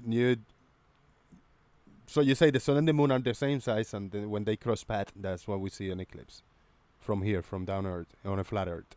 Well, that's what anybody would say. Looking up at the sky and seeing the sun and the moon, right? About the same size, yeah. Okay. A Selenian tells us that it's not the sun and the moon. Yeah. Thank you. What about perspective? That doesn't take effect here. Perspective, like looking up at it? No. Which is behind which? The moon behind the sun or the sun behind the moon? Which eclipse? Like when you're blocking the sun and when you're blocking the moon? I'm asking you. I don't know if it's either, because we have eclipses where the sun and the moon are 180 degrees apart from each other. And how does that work on a flat Earth? You can have a total solar eclipse. You can't explain it. And just like I mentioned, do me a favor. Hold on. Which Shai, getting the way of there's a faith? follow-up of the super chat, man, from Earth is Life. We need. Oh no, I was just gonna say, just like the super chat I just said, how would you be able to model that using a flat Earth with the sun and the moon on opposite sides of the Earth, of the flat Earth? Right. Well, it all depends on what the sun and moon are, right? Like so. Well, Go ahead. I'm sorry. No, go ahead. No. It depends on what the sun and moon are. Yeah. Well, if we know they're solid objects, right? There have to be some sort of solid object. I mean, it really doesn't matter what they are. It depends on what position they're in. So let's say the Earth is flat, and that would mean the sun and the moon would have to be smaller than the Earth, right? The sun and moon are what? The sun and the moon would have to be smaller, a lot smaller than the Earth. Yeah, I don't know how big. I don't know how big Earth stretches. No, I don't know. I don't know how far. Well, I how mean, wide it is. it would have to be smaller, right? It couldn't be bigger and closer. It'd have to be smaller. Right. Well, like in every circumstance in like reality that I look at, right? If I were to have a light source that's bigger than the thing that I'm casting it onto, then it would light up the entire the entire object. Yeah. So yeah. So then yeah, by logic would dictate that the sun and moon are definitely smaller than. Yeah. Now let's think about that, right? On a flat Earth, if you think the sun think it's happening the way we're saying, that would mean that the Earth would have to come in between the sun and the moon, or you have to believe that the moon is its own light source. It appears to be its own light source, yeah, especially when the solenoid occurs and the sun and the moon are 180 degrees from each other up in the sky, and then you see the eclipse. But again, which model predicts that better though? Easier? Would it be with the moon, the Earth in between the sun and the moon, or would it be the moon being its own light source and just for some odd reason no one really knows, it just on one specific day the light goes off and then comes back on again? No, you can track it, right? I mean, I could show you. I could send you a model. Can I describe it perfectly? Probably not, right? But I could send you a model. A model's not reality, but I could send it to you. Yeah. No, but a physical model, like a physical, like you know how we have a physical model. We have the Earth, Moon, and Sun system. But could you make that work? Could you make us any kind of eclipse work just using a flat surface like a table and two objects hanging above it? Absolutely, yeah, for sure. It's been done dozens of times. Like something you could do is you could take two flashlights of like equal luminescence, right? Shine them on the wall and have one cross in front of the other one, and then the glow model would say that that's the. Well, I mean, that's just something you could do, right? There are two lights in the sky, right? So what do you say? You got two flashlights and do what? What kind of flashlights? Grab one from Home Depot. I don't know. Okay. Right, shine them on the wall and then bring them together. Bring the two light sources together. What happens? If that wouldn't be an eclipse, right? That's so weird. Would it? I don't know. Yeah, it's weird. Yeah. Why would one light block out the other light? Yeah, so no, I haven't seen that. I don't think that happens. I haven't ever seen that. Nobody have proposed that before. No, yeah. We're just wondering if it's physical. Can I look at that? Do you want to share that with us, man? I want to look at that shit. Well, like I said, grab two flashlights. Grab your iPhone. Oh, you haven't done this. You don't have it. You did it. You didn't document it when you did it, or somebody have done it. It's not documented, right? Unless you do it yourself. I don't know. Is the question how the two lights in the sky cancel each other, one or the other out? And you say it's like two flashlights. You say it's two lights in the wall, as if you had. I haven't seen this demonstrated. I haven't seen this proposed ever. So this is new to me. Well, right. Well, yeah. Check it out. If the sun, if check the what out. There's nothing to find. I'm sorry, people. You say check it out where? That's what I'm asking you for, to provide me that so I can check it out, man. No, go ahead, people. You and him. Don't address me anymore if you don't have anything to provide me, bro. Let's say it was its own light source, right? That would mean whenever we see a solar eclipse, we would also see the moon illuminated too. Would we not? When we have a solar eclipse, the moon would illuminate. Well, if the moon was its own light source, right? It appears to be its own light source, right? Okay. Yeah, but when we see a solar eclipse, we don't see the moon at all. We just see we're basically seeing the moon, but it's not illuminated from our side. Yeah. The sun is a lot brighter than the moon, right? Yeah. So now if you get your iPhone. If it was its own light, you would at least see some sort of light coming from it, right? It wouldn't be perfect. It wouldn't be completely black. What's completely black? The moon during a solar eclipse. You mean it won't vanish from sight? No, it wouldn't be completely black. We would see some light coming from it. The solar eclipse itself, right? Yeah. Yes. Would it? yes, we would. If the moon was its own light source, we would see some light coming from it during a solar eclipse, but we don't. Right. Yeah. Right. That's So why I said it may not be that. Right. That It kind may of not rules be that. being his own light source. Also, when we observe the moon, we see shadows on the moon that change. When you see the moon, you see shadows on the moon that change. Yes, we see During the shadows eclipse. on the moon. No, not this. Anytime Oh, we see the moon, we see shadows on the moon, and those shadows change depending on its orbit around the Earth, and then depending on which direction the sunlight's cast on it. Right. Yeah. I mean, this is all the if the moon is a physical object, right? Yeah. So I mean, we can't prove this a physical object. We can't prove it's a light, right? We can't prove it's plasma. We can't prove that it's a reflection of the Earth, right? Can we prove any of these things? I don't know. I mean, you can. Yeah, they have quantum rocks they brought. If it's not a physical object, rocks, I remember. it wouldn't be able to. We wouldn't be able to cast light on. It wouldn't reflect any light. Well, wait a minute, B-Ball. Let's find out what are the characteristics of a non-physical object, please. Right.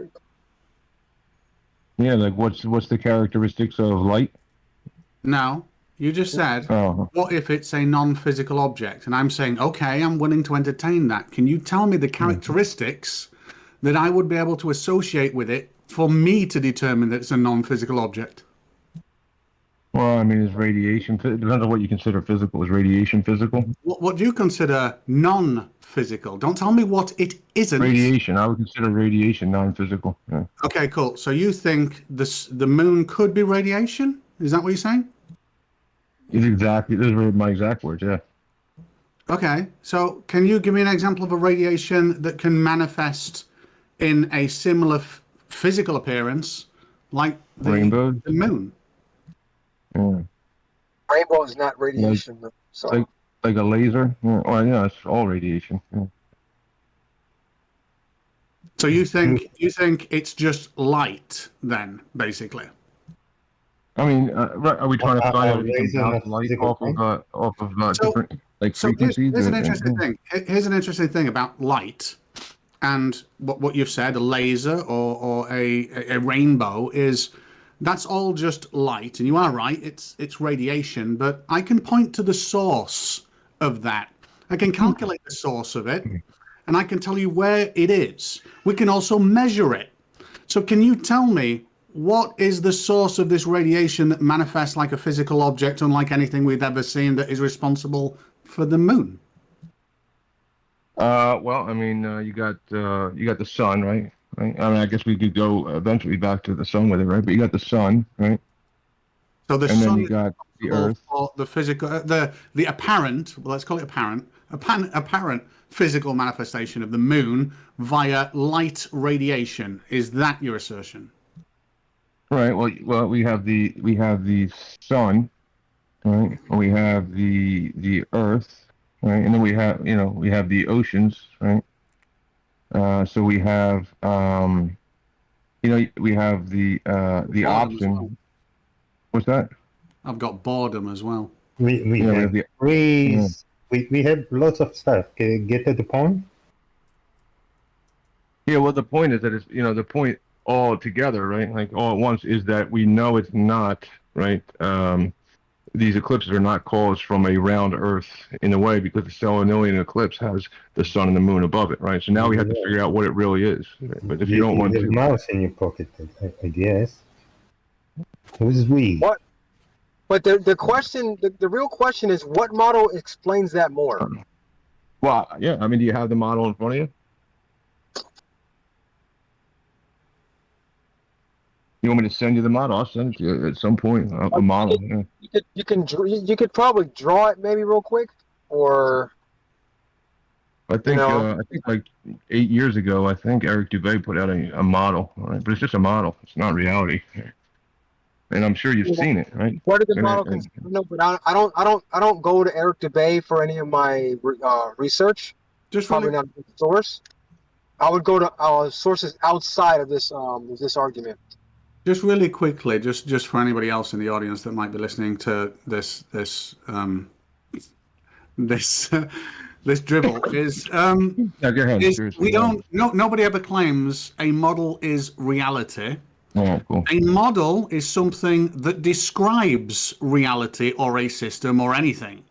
A model shows us our best understanding of what is, and it's something that we can test because most of the time we can derive predictions from it to measure against reality. If a model were reality, it would be useless. A model is used to describe reality so we can figure out our understanding of reality and we can test it with predictions. The globe always works. Please present the flat Earth model that works. Yeah, like the upside down eclipses and stuff that you're stuck to, or you skip. Ooh, I don't know, strange. Yeah, which proves that you got upside down eclipses. You got predictions coming in from the wrong way, wrong times. You got the sun and the moon above the horizon. Are you eating your microphone? You need to stop eating your microphone because it's really hard to make out what you're saying. Yeah, it's off. Something you did is muffled now. He's not saying anything. So back to my question from before, which never answered. Which is further away, the sun or the moon? They appear to be the same size. Yeah. Did I ask about the size? Yeah, unless you can go there and touch Did it. I then you ask don't know how far about away the it is. sun and moon size? Yes, you sort of kind of did, yeah. No, I asked who is in front of who. Is this farther away from the other? Is the sun closer to us or is the moon? They seem to be on the same. They follow the same exact path at a different rate. And then what? Yeah, right. And then when you model it out, right, on like a piece of paper or something like that, when one speed catches up to the other speed, those are the nodes that cause eclipses. Yeah. Does the sun ever get in the way of the to the moon? Yeah, yeah. I mean, time. If you calculate the lapse, it's called. They call them eclipses. Yeah. The sun gets in the way of our vision to the moon. I think a better question is: on flat Earth, are the sun and the moon the same height above the ground? No, I'm not interested. Yeah, so I want to know who is in front of who. Who is in front of who? I think they're on the same exact path. We sure see the moon eclipse the sun. Do we ever see this is like another proof that they're not physical. Yeah, this is another proof that they're not physical because they follow the same exact path, right? They follow the exact same path at a slower rate. You got a month, right? A month with the moon's path, and then you got. How you know? Well, you can just track it in the sky and you see that you ever seen the figure 8 the moon puts in the sky as well, like from your specific location? Same exact figure 8 that's formed by the sun. That's bullshit. We do see exact same path. We do see the moon eclipses the sun. On what occasions we see the sun eclipsing the moon? Yeah, what we don't see, right, when these two objects follow the exact same path and then they run into each other, we don't see a big boom in the sky of one thing exploding, which shows you they're not physical objects. They show you that they are not at the same distance. That just means one is farther away than the other one. Yeah, so doesn't that make sense? Does that not make sense? Yeah, you can make it make sense, sure. I mean, as an adult, that should kind of make sense to you. I think I could explain that to a child. And they would understand. You could say that the sun is 400 times bigger and 400 times further. That's why they don't go boom in the sky. Yeah, even though they follow the exact same path, the exact same size and everything from the ground position. Yeah, I understand. Yeah, sure. So you say the non-physical moon, when it's dark, meets the non-physical sun that's bright. The moon take over and make the sun dark because they match together, like not really. Yeah, what energy is powering the what energy is powering the sun and the moon? Nobody knows. Yeah, some will claim vision is unprovable. Yeah, we do know what power the sun. No, you don't. Why you tell me I don't when I am? All right, prove nuclear fission to me, please. Prove nuclear fission? Mm-hmm. Take you maybe to a nuclear fusion. It's fusion, not fission. A test site and prove it to you, blow you to pieces. evaporate you? What do you need? Those That's what things you were think down that's on what. Earth. Were down on Earth. Documented. That's what you think that's. What You I think that's what's think, happening? I know. Oh, okay. They are documented. You just, what you do is hand wave any evidence you will get and say, no, you didn't prove it. Well, you can look into it. I mean, you can look a little deeper into nuclear fission and fusion, right? Fusion. Check them both There's out, no right? fission going on the sun. Right. Well, check it all out, right? And find out what this what's powering this. Check it all out. nuclear bomb Fission, that's off. fusion, fashion, all of it. The whole thing. You can actually go to Massachusetts Institute of Technology, MIT. They have one there, an experimental one, the fission reactor. No, fusion. Fusion now. A fission. No, fusion. Fission. All right, Chucky, he wins. Fashion. That's for fission that's for reaction. clothing. Fashion. Yeah. Right. Fission reactions are all over the place. They make electricity. I think you find more result for fashion reactions than fission reactions on the internet. Right. So you can have this concept where the sun is 400 times bigger and 400 times further than the moon, and that's why when they pass in front of each other, one cancels the other out. Yeah, that's a cute idea. I mean, prove it. Yeah. Cute. What do you What do you mean prove it? We have an orbiter that just made a pass around the sun. the solar. What else do you want? I want. Yeah. You're right. Walking on the sun with the polar Parker. Walking on the sun, really? Is proof. Yeah. You want to be sent there and walk on the surface of the sun? Well, I mean, the Parker probe is to do it. Yeah, I want my. Yeah, you'll be gases before you reach the surface. Like it's like, see, I'm not like what's that? How about fishing? How about fishing? Like for catching fish. No. No? Yeah, fishing. You don't like fishing? Yeah, you can. You hurt my feelings. Show me fishing. You hurt my feelings if you don't like no, fishing. I really man. don't. My bad, by the way. I was saying fission, but I meant fusion. My bad. Okay. Yeah, I would just grab a net and just call it a day. Grab a net, drag it in the water, and sell the fish. Yeah, I don't enjoy fishing. Damn. I'm disappointed. Very. Yeah. I thought we were friends, man. I thought we were friends, man. Well, we can still fish together. I'll get the boat, I'll bring it out with you. You can have the stick and the string, and I'll throw out my net. I don't do boats. I cry. I cry in boats, like tears pop out of my eyes. I'm afraid. Salty electric tears. But yeah, just like Chaiki was saying, he wouldn't want to go to the sun or out, and there's other people like that, Chaiki. Like, you're not the only one. Like, there's this other guy. He's a real famous guy. He owns like rockets and stuff. What's his name? Elon Musk, right? There's this guy Elon Musk who he stands at the right. He's like filthy rich, billionaire, whatever. Right? Has all this money. He has rockets. He makes rockets, toy rockets, and he sells tickets to go on these rockets. But this guy has never gone to outer space. Isn't that like, something? Who would do such a thing? Yeah. Isn't that something? That's good. Yeah, I wouldn't. Yeah. I wouldn't. I mean, imagine you have a Lamborghini sitting in your garage, and you're like, I just don't want to drive it. And it's not just you have a Lamborghini, you own the road. I'll be afraid to go in a rocket. Everything. If I make the rockets, I'll be afraid to go into them. Let me say something. That's almost like saying, you have all these billionaires who own these NFL teams or basketball teams, but they've never played basketball or football. So what? Right.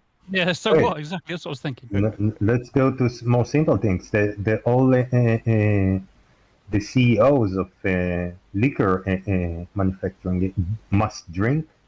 All those who own tobacco companies, they have to smoke. They got liquor. Are you saying that they're all in it for the money? Is that what you're saying? They're selling you an addictive product, and they're only in it for the money. Yes. Absolutely. I thought this Elon Musk had like a passion. He does. He has a passion. Hold on. His passion is engineering. That's what he does. He's an engineer. How much money do you think he spends? He probably spends fucking so much money. I tell you what, I know somebody who worked for British Aerospace, right? Okay, he helped design airplanes. He hates flying. So what? Yeah, you know, I mean, he's nothing. getting paid by somebody else, right? Well, He- doesn't like make, this guy what could, this guy could difference does drop. that make? What difference does that make? Whether he's being paid or paying himself or being paid by somebody else? Right, Why so should that are you matter? telling me that you know a guy who started an airplane company and who loves airplanes, starts designing airplanes, but refuses to go in them? Maybe there is. Why should that Maybe. matter? But there's a Though there difference. is one guy who does fit that criteria. His name is Elon Musk. The thing is, you're forgetting one thing. Going into space is a little bit more dangerous than flying. That's just a Is it? fact. I mean, he's selling tickets to like civilians. Why would, what do you mean? Didn't Because people know the risks. They're told the risks as well. The risks are a lot better than. Oh, sorry, not as bad as they used to be. Certainly, but there's still risks there. And people, when they buy those tickets, know the risks. That's the difference. I mean, I don't want to mix the two. If they want to buy tickets, that's up to them, isn't it? Right, Why he doesn't not? even have to buy a ticket. He just snaps his fingers. doesn't. He's like, "Yo, you want a no, he job? doesn't. Yeah, no. Yo, He just, then put me on this- if you want to go to let's go, man. space, Go- he know what he go to the says. Was, rocket. if you want to go to space, here are the risks. Here's my rocket. Go if you want to. If you want to buy tickets, you buy tickets. He chooses not to. I don't want to go to space. But I will never ride that ride. Hey, how about Strange. Jeff Bezos? Jeff Bezos did it. Yeah, he did it. He's a Did he? yeah, he went. Yeah. Yeah. With William Shatner, Right, yeah, if I'm not right. mistaken. Jeff Yeah, Bezos with did it. Shatner. Yeah. And she did it. Right, yeah. So I mean, Michael Strahan went to. You remember Michael Strahan? He's a football player. He went to space. No, but we're talking about people that make the stuff. Like he didn't invent it. He didn't, pay whatever. Elon Musk made his rockets. Jeff Bezos make his rocket, his own like little company on the side, personal company and shit. Right. That's good. They actually Yeah, go. but the thing is, well, do they though? That's the thing. Like if I just typed it in Blue Origin, Michael Strahan almost went to space. Yeah, that's good. Didn't quite make it. I don't know. I Who mean, that so is, Jeff yeah. Bezos doesn't quite make it to space. Yeah. Jeff Bezos made Like, it. he just What? gets to the edge of it. The ride. That's the he went ride. above 100 Okay, kilometers. wait. This is a different topic. Now we're going to talk about the divide. What do you think space is or not? Because Jeff Bezos went to space.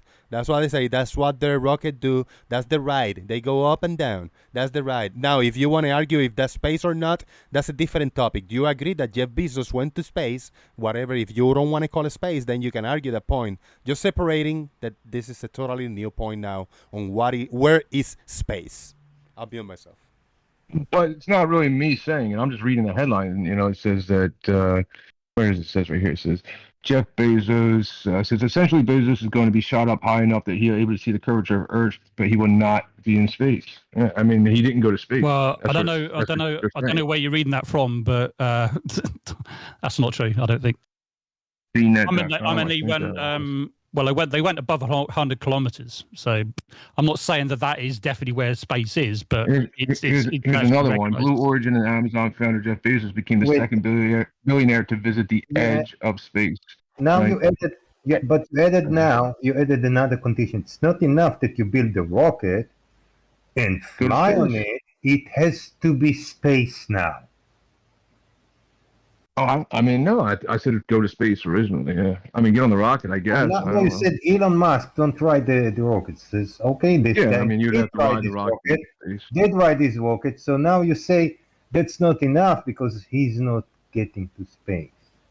I'm just saying, right? And Like, when you get to imagine space, that you own a plethora of. the moon. When it's the moon, you'll say it's not the sun and not Jupiter and not. Well, if you can go to the moon, you can go to every the sun. time right? you 'Cause will it's no add different. something, right? All I'm pointing out. You're talking about guys that make rockets and don't ride them, and we found one that does. Well, you didn't, right? That's all I'm pointing out is that Jeff Bezos doesn't even claim to go to outer space. Yes, right? he does. He has claimed he's gone to space. He said it himself, so I don't know what you're reading from. I really don't. I'm reading from the internet. From the right? internet, They used to call it the Ethernet, and now it's called the internet. Yeah. Well, what are you reading from the internet? There's lots of different sources. This one is physics.org. This one is cnet.com, right? On Tuesday, Blue Origin and Amazon founder Jeff Bezos came to the second billionaire to visit the edge of space and experience microgravity. Yeah. No, well, they went above 100 kilometers. I know that for sure. So Don't know. Right here, Don't know what this is. physics.org. Jeff Bezos is still not an astronaut, according to the FAA. Jeff Bezos is still not an astronaut because he does where he went doesn't space doesn't mean you get. Yeah, I mean it's over and over. I mean, Going to space doesn't make you an astronaut. You're correct. Yeah, I agree with that. Yeah. Yeah, and then Yeah, right. So just there's flying he's not even claiming to go to make it space. That's higher. all. I mean, it's not really that much Yeah, to argue but it's on still it. space. Yeah, it's still is He space. doesn't even But claim it. it doesn't space. make you an astronaut to go to space. You go to space and you come back. That's it. Yeah, That it's doesn't make space, an like astronaut is that with- you work for something. You do spacewalks and you go to the training and all this shit. But people go to space. They don't have to be astronauts. Right. Well, that, you can cherry pick that one, right? Where they're specifying he's not an astronaut technically, right? Even though he didn't go to space. I don't know. I would agree. If somebody 50 said miles up, if somebody it's says he's not. If somebody says he's not an astronaut, then yeah, I'd be inclined to agree with that. I don't think he is an astronaut. Right, Just because yeah. he went to space doesn't make him an astronaut in my eyes. TheAtlantic.com says Branson will go only about 50 miles up, where the military says space begins. That's what it says. I don't know. That's just what it says. Bezos will go 12 miles higher just at the edge of space. Now, there you go. Yep. Did you say you went 12 miles high? Higher. So it says that Branson went 50 miles up, short of where space starts. Bezos will go 12 miles higher. Hang on a minute. Did you say 50? Right, hang on. So you say higher when you go to space. You go higher. I'm just reading off the screen because you're on the. I'm asking if it makes any sense to you.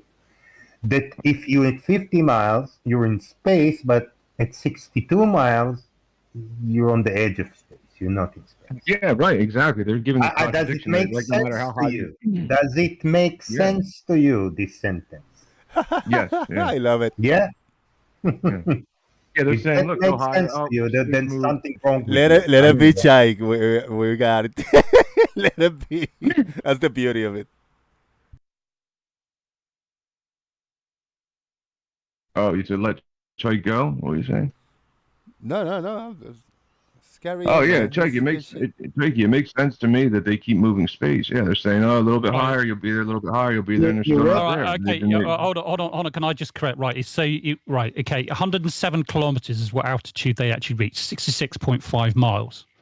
100 kilometers is the Kármán line, which is only a line really that sort of says, well, okay, people consider that the edge of consider that space. They went 107, so they went 7 kilometers above that. So I don't really understand why they would say they went on the edge of space. Right, because if you read further into it, then you would see it. Something was dependent on the orbit of something at that time, where the Kármán line stretches, and some places it's weaker, some places it's stronger. I don't know. This is just what they're saying. Well, let me explain. Right? The Kármán line really is just an imaginary line, right? There's no, I mean, from a physical point of view, there's no point where you'd say, right, I'm now out of the atmosphere where I am in now space, right? It doesn't work like that, right? But the Kármán line is just an internationally accepted boundary of space. But it's still an imaginary line. So if you go below 100 kilometers, most people say that that's space. Now, NASA say it's slightly different because they're saying it's 87 kilometers or something, because they're saying, well, once you get to that point, it's very difficult for normal flight. In other words, aerodynamic flight. Up to that, from that point onwards, it gets more and more difficult. So 100 kilometers just recognized as an accepted boundary of outer space. So why they're saying he didn't go into space, I don't really know. Yeah, that's right. They got contradicting stories, but I mean, I'm old-fashioned. I believe in like floating up, up, right? You go up high enough, you'll float. I believe that. I subscribe to that. I'm old-fashioned, right?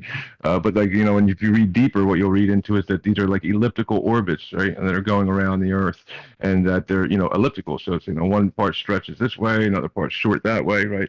So the Kármán line changes, because you're comparing it to, I don't know, like the Van Allen radiation belts, right? Or something like that. The orbit is elliptical, right? Somewhere, right? You have to compare it to something, right? You have the Earth versus the next orbit versus where the next orbit is, where you have to increase speed, and you can target it in a way where you can go straight up at one time, according to them, and go to a different, different spot. Yeah. according to the orbit and where they are, the elliptical orbit. Elliptical orbit of what? I have no idea what you just said then. I don't know what you're talking about. Yeah, I mean around the sun. So around the sun. So they claim. Well, the Valhalla belt's not around the sun. No. What? No. What? Everything you just said there made no sense. No. You're breaking up now. I can't hear your robot. Not, but there's elliptical orbit around the sun, right? Maybe have to draw it out, right? So, Oh, you mean the Earth is in an elliptical orbit around the sun? right. Yeah. Right, and these orbits are, I guess you could describe them as, right, so they're elliptical orbits, like circles, right, rings, right, that are, stretching, I guess, You right? need to But, make up your mind, elliptical or circle, or it's not the same. right, it's like a circle that's stretched out. I'm just trying to describe it, right? No, That's an ellipse, yeah. Yeah, I'm just trying to describe an elliptical orbit, ellipse, right? So, What were we talking about? Because we were talking about launching into space, and then you started talking about the Kármán line, and now you're talking about the Earth elliptical orbit around the sun. So what point are you trying to make? I don't understand what you're getting on about. well, these aren't my points. It's like the point that they were making. I have to go back to the article, but that these different elliptical paths, right? There's different rings now around where they're traveling. They have to travel through, and that changes how high they're going and where the Kármán line is according to where they are in the ellipse. What? What's that? What on earth are you talking about? The Kármán line is nothing to do with the orbit of the sun. What are you talking about? No, it doesn't. Yeah, no, it. I'd have to go back and read it again. This is what they were describing. No, that these things change. You're getting confused with stuff. I mean, the Kármán line's got nothing to do with the elliptical orbit around the sun whatsoever. Yeah, maybe I'm confusing what are you that with talking something about? else. Let me go back. Let me go back.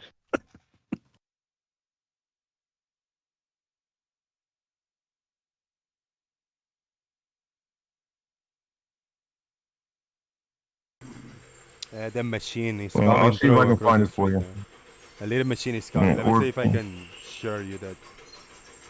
Show my camera here.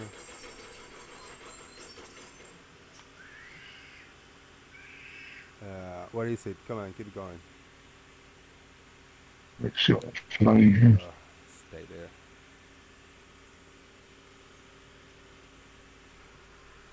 Move it, move it, move it. Whoa, cable.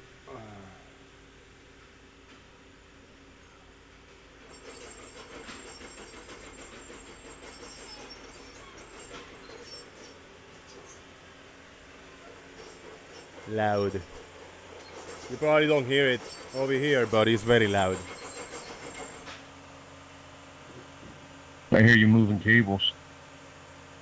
Yeah, I got my camera on, showing what the noise is. Can't hear any noise. Yeah, very low. When it moves, it goes clack, clack, clack, clack, clack, clack, really loud. So you hear a few of those, but it's stopped right now.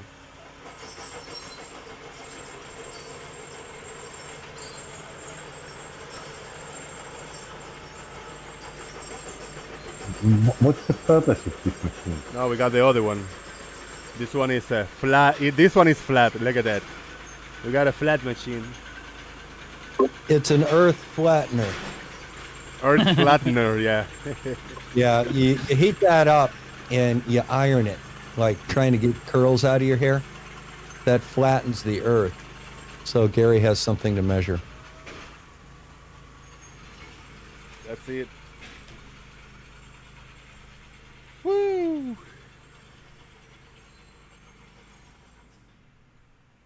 Oh shit! My camera is on. Nobody can know how I look. Wait, how do I switch it off? Nobody We ever all know- seen my we- face before. We all know what you look like. Too late, right? A little too late. Fucking hell. Yeah, just a bit.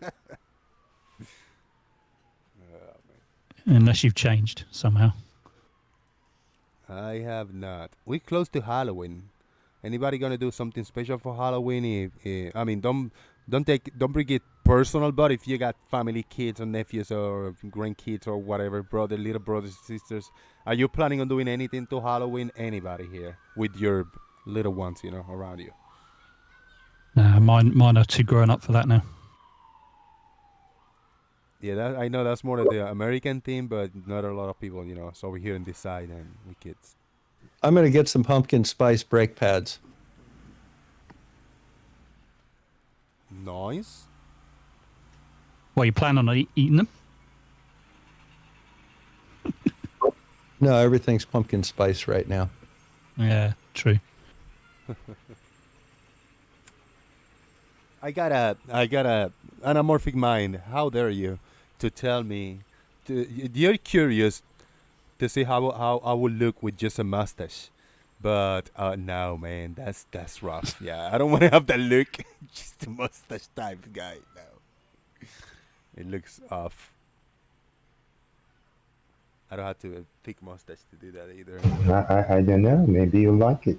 Nah, I did once, but not just the mustache was long all the way down to my chin. So I did the mustache with the handlebars all the way down, but not just this like mustache. Nah. Shit.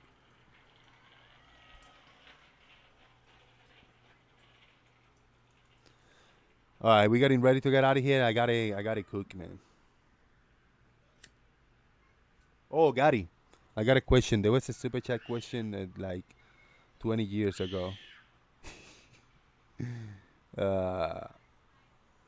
And it is, I found it. A super chat by Sean Smith for $5. It was very early in the show. Sean Smith asks Gary, he says, we can see through our atmosphere. How can you say that the sun is in it if you can't see the atmosphere? You understand the question? You say we can see through our atmosphere, but how can you say the sun is in it if you can't see the atmosphere? Well, we don't see the atmosphere. We see It's through when it. you have distance involved and a low angle.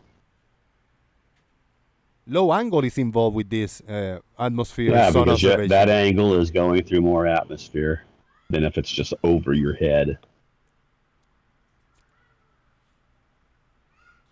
Come on, even the globies believe that.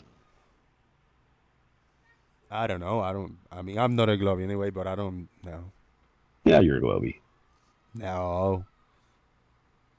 A normie? Is normies No, or globies? globies. Nope, I got cats fighting. Are normies globies? What do you think, Gary? That's a good question. No, it's just dummies or globies. Normies are globies, right? Yeah. No, dummies. Oh, Gotta get your hearing dummies. checked. Dummies. What do you mean dummies, dude? Well, guys like Bob. What? Oh, that was the ones you believe direct. you got to steer your car. Whoa. Well, I think Bob is a pretty successful guy. You don't think so? And You're breaking up there, man. Too. You're breaking up there, Vivo. I didn't catch it. Well, Jeffrey Epstein was a successful guy. Oh, whoa. You brought High Hitler earlier. Now you want to talk Well, about this. he just said success. Success at something, it doesn't mean you're smart or good. But why did you find this example? I'm not. Why do you find these key numbers, key topics? Hold on, people.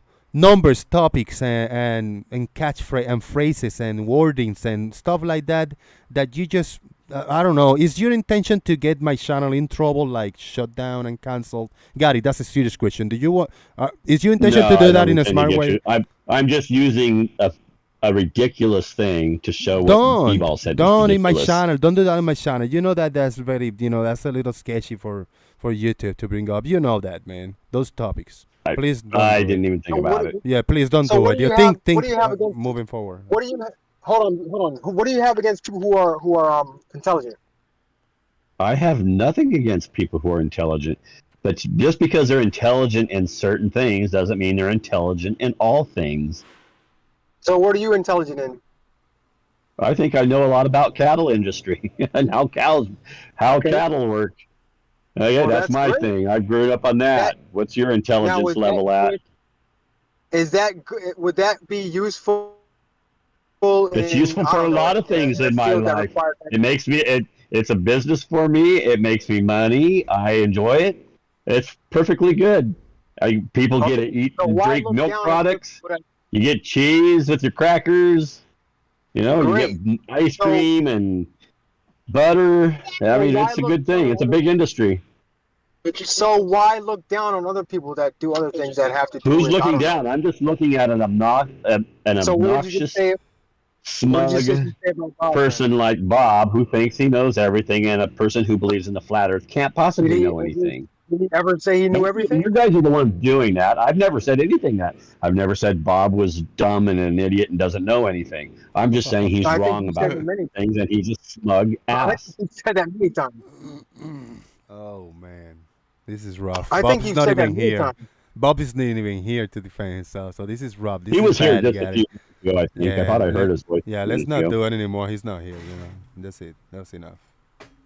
Okay, well, I've tuned in and listened to shows later before that I missed, and I hear people talking about me and saying all kinds of things, and you don't say anything to them, Jose. It's just Bob, because he's one of your contributors. The second that you left earlier, Gary, they just tore you apart. I mean, I'm just going to be honest with you. I'm going to level with you here. They tore you apart. Yeah, I know. I'm sure that's what they'll claim. We all, well, we no, always. just your character and how you're stupid. Gary's like and our all that. punching bag. Okay. And yet you see B-Ball posting all kinds of stuff about me all the time, using the one picture he found in one of my videos to make little memes. Thinks it's Gary, I don't funny. even bother with you anymore. I mean, that's the low. That's the lowness a guy like you will go, B-Ball.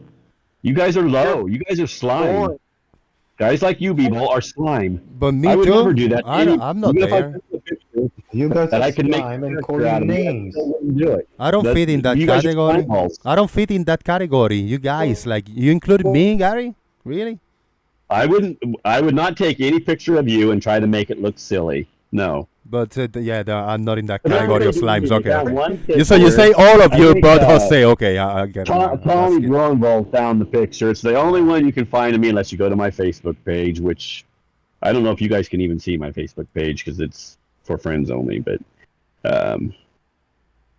he found one little picture, and then everybody took it from there and ran with it and made all kinds of funny things with it because that's how low a Globey can get. Do you want to talk about And you know what? you want to keep talking about personal petty stuff, petty that's what you petty guys do. personal. I didn't That's do what it. you're doing.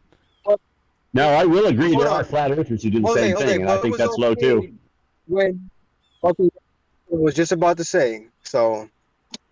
No, I think it's low of anybody, whether it's a flat earther doing it to you guys or you guys doing it to us. I think that's ridiculous. But you're still talking about that topic. You're talking about petty I stuff. just brought it up for the first time.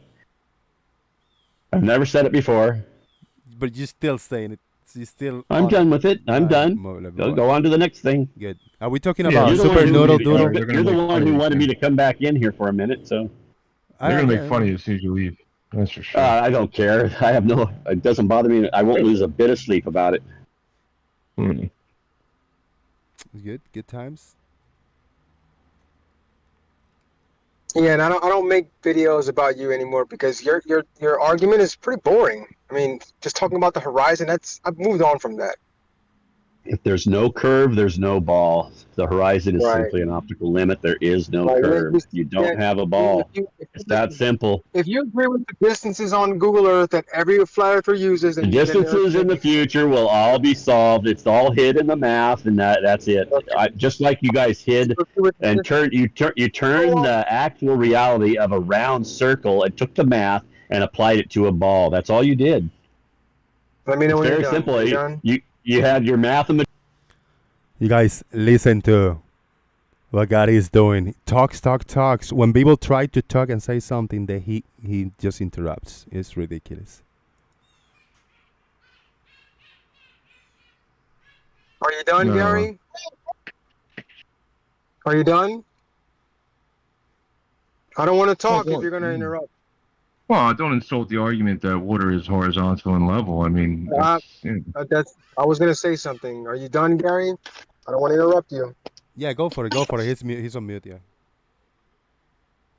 So like I said, if you agree with distances on Google Earth that every person uses, then the Earth can't be flat. I'm done. That's short and sweet, yeah. Are tennis balls flat? Asking for a friend. There's We a have level. proof they are not flat. They have this hair. But there's a level on top of the tennis ball, and it's like.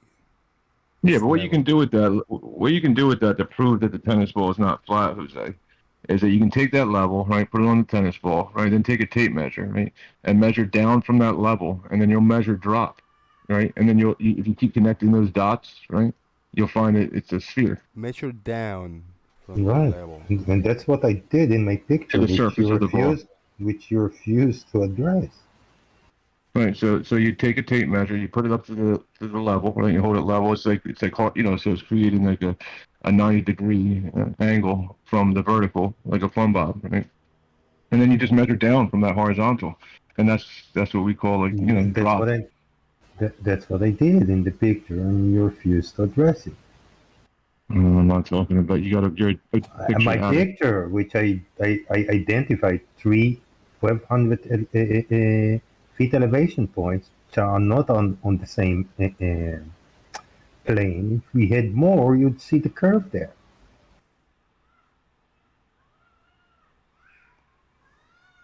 There you go.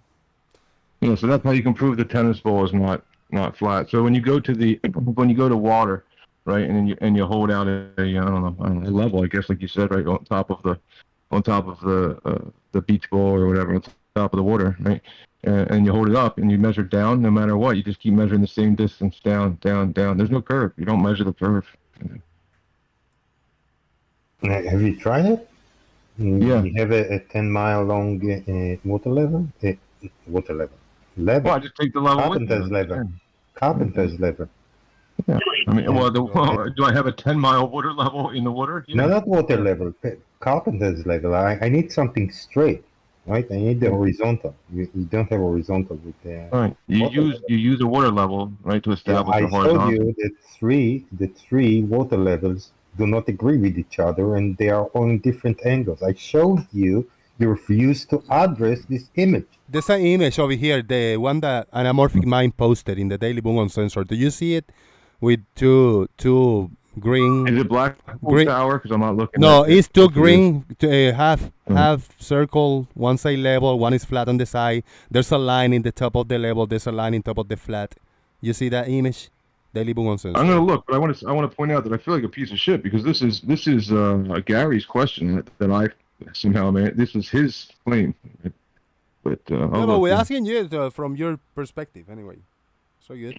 Yeah. You're all here. I see the green. Yeah, he has a drawing of a green thing and 2 lines on it. Right. Do you agree with that? That the line on top of those green shapes, the one in the left is level and the one in the right is flat. That's an agreement. We have to agree on that, right? No, there's a word written on one of them saying level, and there's a word written on the other one saying flat. I don't know what that means. The black line in the top of the green shape. This line is flat. This line is level. In relation to the object underneath, which is this curved green. It's very close to what you described to me, right? So it's a green, I guess, green half curve, sphere. Yeah. Like just like a tennis ball, right? Yep. And you put the level on top of it, right? Yep. And so you're telling me the tennis ball is flat? We're talking about. I'm asking you on the surface of the Earth. A big scale, not a small scale like the tennis ball, a big scale where one level cannot hang to the sides like that. We need at least 1,000, 10,000, 1 million levels to do this flat line right here. It's not, if you put a level, it's going to be 1 pixel in here. We wouldn't determine, but if you connect all, no matter all where that. you Do go. you think do you agree with this? This line is flat and this is level, right?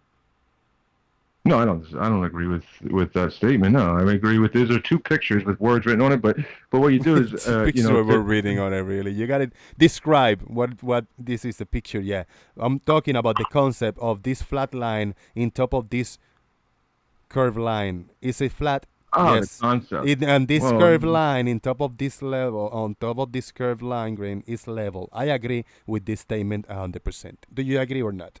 And we move on. I don't agree with either of the pictures. All right. Thank you very much. But it's Gary's argument. I'd rather him take over. But yeah, I mean, I would just tell you that you can confirm that tennis ball is a ball, right? By taking that, putting that level. If you want to use a level, use a level. Use a plumb bob if you want, or whatever, and then put a piece of wood against it, 90-degree angle, right? And then measure down from that horizontal, and that's curvature. Yeah, that's curve. That's drop. That's a ball. Anywhere I go in reality with a plumb bob and a level, there's no different. Right? I'll measure from the water 12 inches up. I'll go a little further, measure 12 inches up. There's no drop. I give you advice. Go to a high mountain, a really high mountain. Go to the top. Bring the level with you. Make the level straight, and look the direction. Look somewhere to the horizon. Okay, point it to the horizon, and you see if there is drop or not. See if there's a drop. So you're saying like they have like 800-foot wells, right? So how much? So you want to take 2 plumb bobs, right? Because if you do it over a mountain, right? There's wind. There's all sorts of stuff going on, right? You can really stabilize it. You can put it on the rock or whatever. Just make it level, and point it to the horizon. Level? Yeah. No, the plumb bob. Yeah, your level. Put it. Point it to the horizon. Make it level. And see if horizon drops or not. I mean, do you have access to a mountain? Why wouldn't it drop or not? Do you have mountain with a view to the seaside? Yeah. Right. Wait. So wait. Hold on a second. You can go there with a level. Take a picture and see if there's a drop or not, and you can confirm yourself there is a drop. Why wouldn't it drop? What are you saying? The horizon drops. It doesn't stay with the eye level. The horizon drops. The horizon is it's an optical thing, right? What's the horizon made out of? What's the horizon made out of? What do you mean horizon? What's it made out of? Thing. What's it made out of? I'm saying. What is that? Well, it depends what they're looking at. Yeah. It depends what they're looking at. If you're looking at water, it's made of water. Okay. And you said water is level, yes? Water is flat. If it's flat, the horizon will rise to your eye level. Yeah, like I have 2 cups of water, right? I don't really have there's a water bottle right here, right? And I have a Gatorade now right here in my right hand. Now I'm holding the water bottle above my head, and I'm holding the Gatorade at my waist. They're both the surface of that water is level in both situations. Yeah. Well, try to make it the size of the Earth. Well, I'm just confused on why you're telling me that you're telling me. I don't know if you told me this yet, but why you're telling me you want to know why the ground looks like it's at my eyes at level, appears to be level. I don't know. It's absolutely below your feet. I'm talking about drop. You can measure yourself with the level. You can do it yourself. You say you cannot measure any drop. Go to the mountain and you will measure your drop yourself with the level, simple level. You can take picture of it.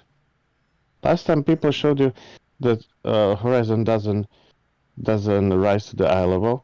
They showed a picture of the sun below the eye level, and you still didn't believe it. Yeah. You're asking why does it like I'm not God, I can't tell you these things, right? But why does the water at my feet appear to rise to my eyes? Is that what you're asking? No, at your feet. Way lower. I just climbed to the top of the mountain. Yeah, way lower. Yeah. Okay. So it will be a little under. It will be under the eye level. It's physically, actually under me. Yeah. Okay. Yeah. Okay. So I have a picture here. Right, showing that things that are under you are under you. Okay. No. Oh. No. They're above me because you can't. Oh, this is your mountain. This showing damn photo that you're same elevation. This is at 120 feet. I marked 120 meters. I marked 120 meters on the tower, And the horizontal plane created by auto level does not agree with the level. The level is sloping down from the observer and the horizontal plane is above it. There is a drop. Do you see it? I'm never going to look at that picture, Chikey, just because I want to help you. I like you. I'm never going to look at that picture. You got to pick another picture. Okay. Okay. You're hooked on that picture. You didn't look at it. Never again. I'm even if somebody else shows it to me, I'm like, listen, that's the picture that destroyed Chikey's mind. I won't even look at it. What I say in this picture? I'm never looking at it again. I'll show you that debunk your notion of there is no drop.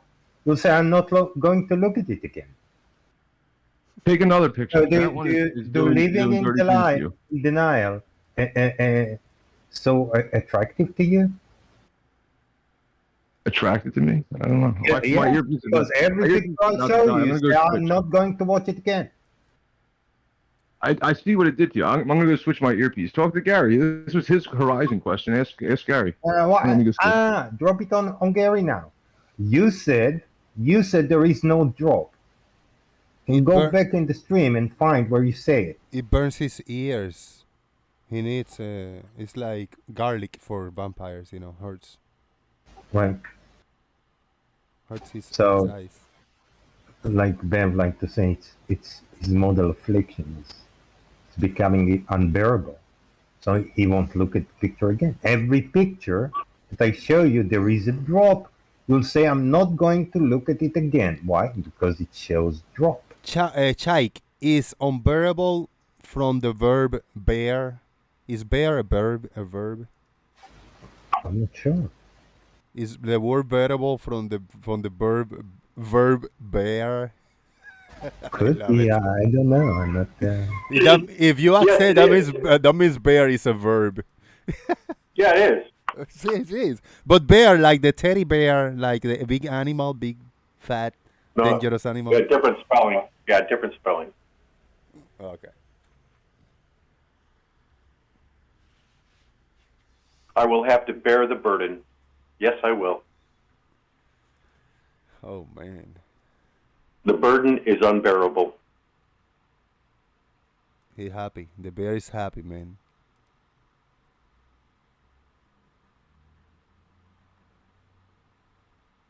He's playing guitar and shit.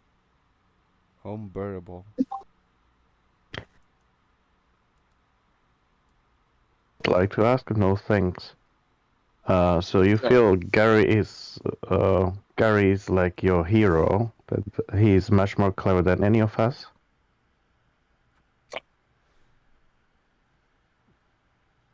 It was just somebody that had addressed his point and then asked it to me for some reason. That was just a little strange. No, I addressed your point. He said, "Oh, well, you seem to be like some kind of Horizon expert, Gary." Blah blah blah blah blah. And then somebody spoke and was like, "All right, well, Gary's on mute right now. You go ahead." And then Gary never got taken off mute. I addressed your words, the words you just said. There is no measurable drop, and I showed you the measurable drop. You say I'm not going to look at it again. Never again. I mean, that photo might be the devil. I don't know. But right. It's definitely done things to you that I don't want them to happen to me. A picture can be the devil. It's a picture. I don't want to find out. Cell phone attached to auto level by Bev. What? Exactly. So, is it the devil? No, but so it did say something earlier. And I had exited the screen, right? But it was saying, it was something about the Karma line. This was like to summarize the lowest possible sustained circular orbit, or at 125 kilometer altitude with elliptical orbit with perigees of 100 kilometers can survive for a long period of time. In contrast, what I was trying to point out earlier is that it was basing the Karma line on the elliptical orbits and circuits. Noteworthy that meteors traveling much more quickly usually disintegrate at 70 to 100 kilometers in altitude. This is their claim on that. I just wanted to, I did get lost on that for a second because I closed the screen, but I addressed what you said 5 minutes ago, not what you said an hour ago. no, I know. I just wanted to jump back to it. Before, it's just I was only reading from this page, but then I had closed it, and then I was asked to cite it again, but I had to open it back up. It's just Wikipedia, or on the Kármán line, claiming that the orbits and elliptical orbits affect the Kármán line.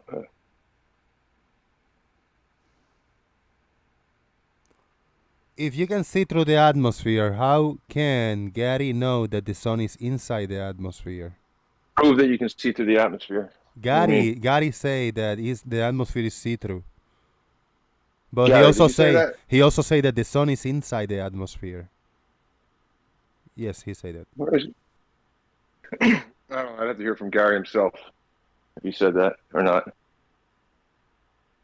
Yeah, Gary also said, look through the thickest part of the atmosphere when that's lowest to the ground, when the angle to the sun or the moon is low to the ground. So you look through more atmosphere, things becomes more and more opaque, and colors will start to neutralize or become more.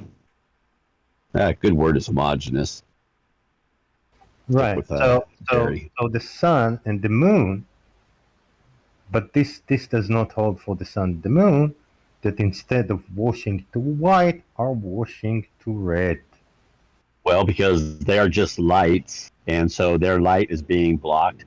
The red and the oranges are the ones that go through the furthest, so they start to turn that color. Whereas colors, things that are actually colors that are close to you and move away, they get more and more atmosphere that you're looking, and they get smaller and smaller and closer together, and they start to kind of blend. Like they are not lights, the colors that you see. The sun and the moon are lights. No. They get through more thickness of atmosphere by the low angle that you're looking through. Yeah. So you're looking through more thick atmosphere. It's going to block the light, but the light that gets through is the reds and the oranges gets through the most. So you're going to start seeing them those colors, Chaiki. I understand. And you say now that the colors that I see on an object is not light. What is it? What did you say? It's not a light, because lights wash from white to red, while if you look at colors that are close to you... Yeah, I just explained it. You must not be paying attention, Chaiki. You look at colors close to you, they wash toward white. Doesn't matter if they're red, and red reaches the farther, they would wash to white, but the sun and the moon, which are different light, I guess, will wash. No, they're light. The moon and the sun are light. When light goes through more atmosphere, it becomes a little faded, right? Which it's going to change the coloring a little bit as they near the horizons, because you're going through more atmosphere. The reds and the oranges are the longest reaching spectrum of light, which means you're going to see a little bit more of that, a little less of the blue colors, because it's being scattered from distance. So that is why you see the sun and the moon like you do at the horizons. But colors on stuff on the surface, like a car moving away or a boat, or the color of trees in the distance, like on the mountain and the long distance, those colors aren't so bright green like they were, because as you're seeing that through more atmosphere. It's not a light. It's just simply stuff out there. There's a big difference, Chaiki. There's a complete difference, and I explained it quite well. Say it's a red car, not green. It will fade with distance. It will not be the bright red like it was close up. It'll be more faded, taking up less pixel space. It's other colors taking up the same pixel space, and everything starts to homogenize or fade. Artists, I posted the thing in Daily Boom earlier. I mean, this is a known thing. Artists use the concept to make things look more depth of distance by fading out the colors and kind of blending stuff a little bit. It gives the appearance of distance, because they're doing exactly what we actually see. They're trying to imitate it. Is that true, Jose? What? Jose, you're an artist.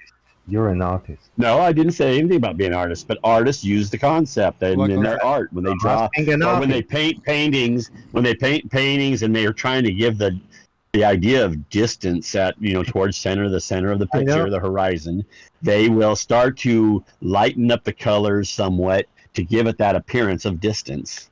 Well, and the colors start to Fader, become in more the neutral. background, the stuff further away, it gets either more blurred or darker or something. Yeah, very Yes, and they change. So they do that on purpose in their paintings to give you the sense of distance. Yeah, that point is because that's what we see when in the distance. That's a how part of our real perspective. life, real eyes see things. Yeah, part of perspective. I can draw two mountains in the same size. Well, I draw one mountain and then I draw the same kind of mountain, but I cut the line like right next to it in the tip. And no, I just draw two mountains, two kind of triangles side by side. But one I draw it very dark green, right, and a little bit of white in the top. And the second one I do it also green and a little white on top, but less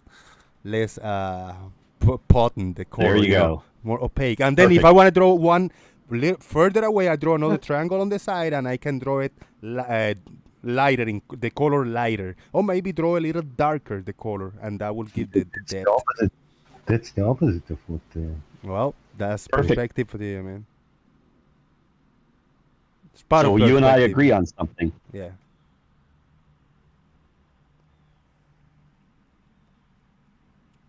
Well, everybody disagrees with you, Jose. I'm talking specifically in that point. That's true. I mean, that's true. That's my knowledge of perspective. Right, drawing. But they all disagreed with me on that. Now they're not saying anything when you say it.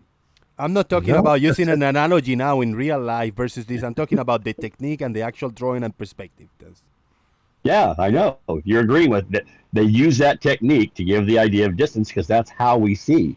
With distance, things start to fade. They become they're going through more atmosphere.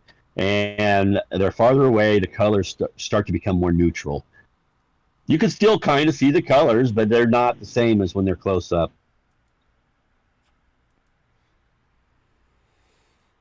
Yeah, I disagree with that part of perspective.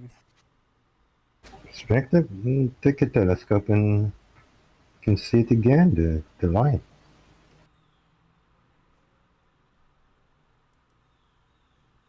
See, Jose, they just want to argue with me, but they shut up when you said it.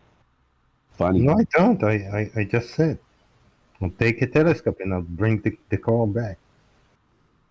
No, you won't. You might get a little more color because you have more pixels. Because when you use a telescope, you have a longer focal length. You're looking at less field of view, right? You diminish that by increasing the focal length, so you have more pixel space to cover and give some advantage to the colors to show. No, I don't have pixel space. I have more resolution. Sure you do. All that pixel space is now available for that little field of view. I have more resolution. Because you have all the pixels available for that small field of view. No, it can be the same amount of it. No. When you focus on something, you zoom in or you use a telescope or binoculars, you make your field of view quite small compared to what it was without it. And so now all the pixel space for your picture, when you take a picture, is available for that little tiny field of view. So you're going to see more detail that you couldn't see without them. Just by expanding a picture, you can do that. Just by taking a picture and taking a screenshot of the picture and then expanding it on your phone. You can't. Yeah, you can. No, you can't. Yes, you can. No, you can't because it. Okay, I've done it a million times. Take a screenshot, expand it, so I can see a little more detail. If I don't quite see something in the picture that I'm trying to see, I can see more by expanding the picture, even without zooming. Gary, resolution is given by the size of the lenses, not by the focal length. No, when you're zooming in on something that's far away that you can't see the detail so much, Gary, you zoom in, you increase the. Okay, Gary, I'm talking. When you increase your focal length, you decrease your field of view, and all the pixel space is now available for that little field of view. So you see more. The resolution of the telescope is given by the size of the lens. It's not by the focal length. It's the size of the lens that gives you resolution. And you can Google it. You will find it yourself. Otherwise, you are just. Okay, but what I said was also accurate. Maybe you have something there, but what I said was completely accurate. You're just trying to give another alternative, a possibility, but you can't say what I said was not accurate. No, it's not accurate. You see more when you zoom in.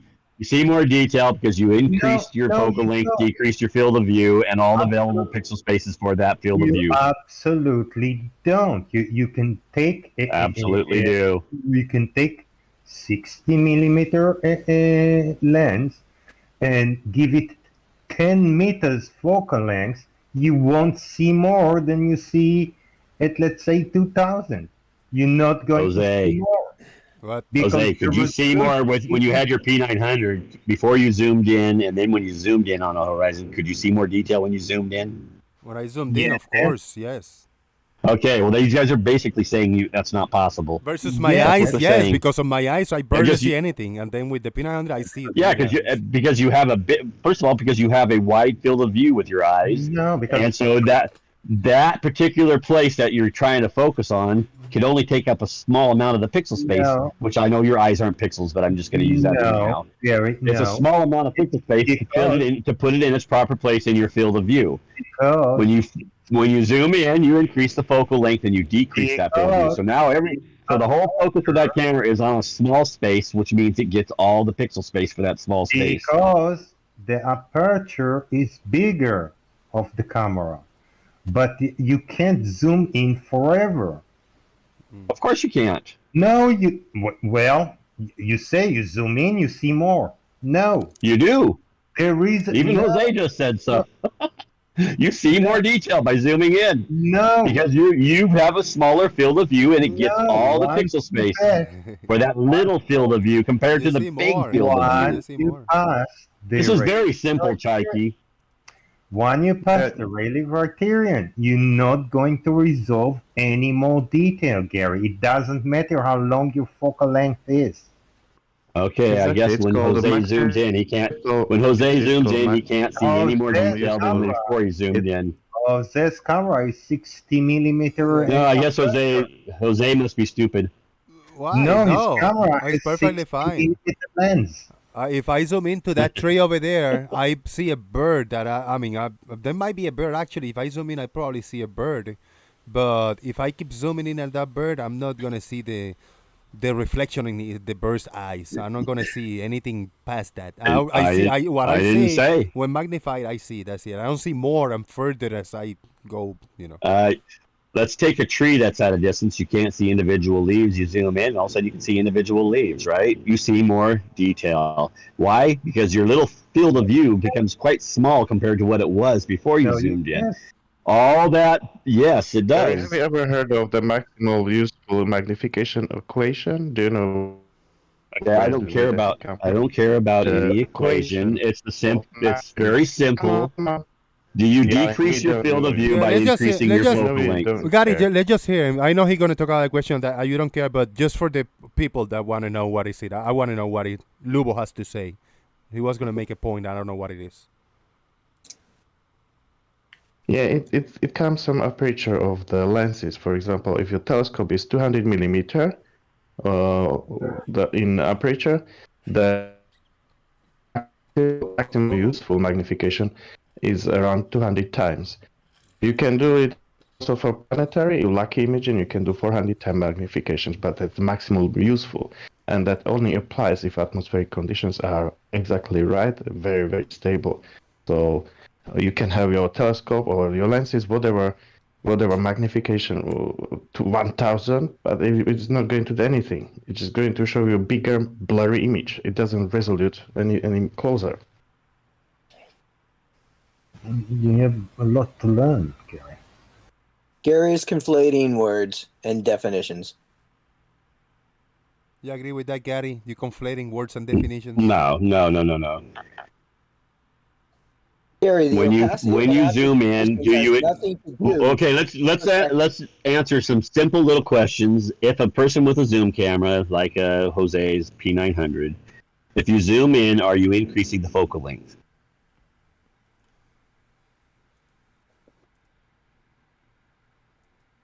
Nobody wants to answer? Anybody answer?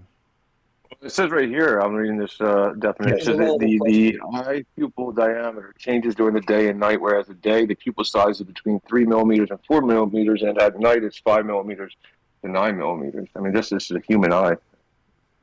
Okay, the question was, when you zoom in, do you increase the focal length? Okay, when you increase the certain focal point, length, and then you does have it electronic decrease? zoom. Does it decrease your field of view? Yes. Okay, so now when you take the picture, all the pixels for that picture are available for that little field of view. That's why you see it magnified. Not if it's past the Riley criterion. It's focused on a small. It's like using a microscope and focusing on a small spot. Try to make a telescope, a zoom camera, with what he said, 5-10 millimeters length. I want to see that you get pictures like P900 with at 2000. What is it? 2700 millimeters focal length. I want to see. Yeah. I have a telescope, Chikey. When I point it at the moon takes nearly all the screen that I'm looking through. Because why? Because my field of view is smaller than what I would see with my natural eyes, right? I'm just looking up. The moon just takes up a small portion of my entire field of view, right? It's a small half a degree in my field of view. But when I look through the telescope, it takes up the whole screen. Why? Because it's got a small field of view because of the increase of focal length. I know. So what kind of telescope is it? It's an Orion. Orion what? Orion, I don't know. I don't remember. I haven't even taken it out for 2 or 3 years. It's in the storage. I have a killer question. You said that the field of view doesn't change, yes? No, I said it does change when you zoom in. Yeah, I said your field of view, when you zoom in, listen carefully now, Lubo. When you zoom in, you increase the focal length, which decreases the field of view. So now you're looking at a small field of view. Telescope. Okay, it's built into it already zoomed. Yes or no? It's built into it. It's already zoomed. You don't have to zoom in. It's already done. Okay. Now, but you can't back off it When you look either. at the moon, Yes. when you look at the moon, when the moon is high up or when it's near the moon set, does it change? Does the size of the moon changes? Actually, it does. Yes. Let me ask this one question. Visibly? It compresses. Yes, it's visible. With the moon, it's very visible. The sun, not so much, but it does diminish vertically. Wait. Can you tell with your naked eye that the size of the moon changed from the time when the moon was high up and near a horizon? Can you say with your naked eye? I can actually. There's a lot of days where it's quite obvious. When it was high in the sky, it looked more round. As it got closer to the horizon, it looked more oblong. The angular size. The angular size, it squishes vertically. Yes. Can I ask a question? Bullshit. Yes, I can ask a Well, question. even Wolfie says so, and so does Bob. Hold on, Gary. Let me even throw Red this. said it. Even Red's rhetoric said it. Let me throw this comment right here. I haven't get a lot of money today in super chats or PayPal, not PayPal's today, but so I got to shout out Leal for $5. Leal for $5 says, when a camera has a pixel count of 8 million, no matter how much you zoom in, the pixel count will not go any larger than 8 million. You agree or disagree with that statement? When a camera has a pixel count of 8 million, no matter how much you zoom in, the pixel count will not go any larger than 8 million. It will be 8 million, no matter how far or close, what amount of zoom you're using. That true? I say yes, that's true.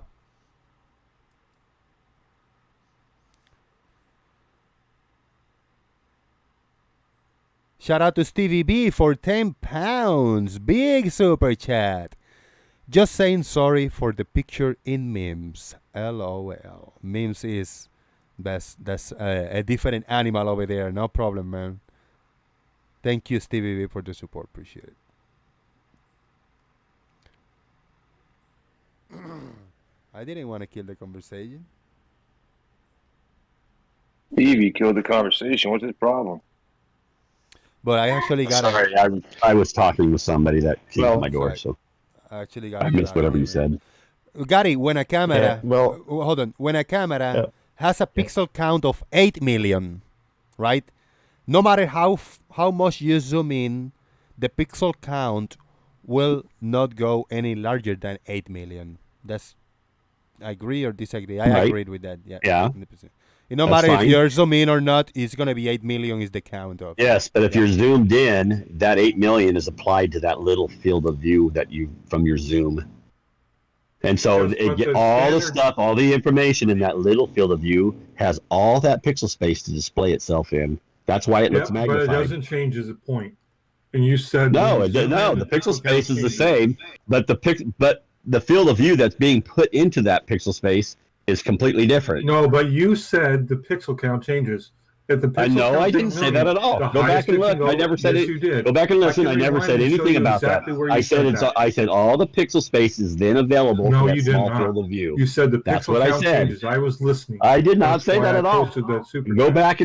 back and put a link to the timestamp. You won't find it. I never said that. Yes, you did.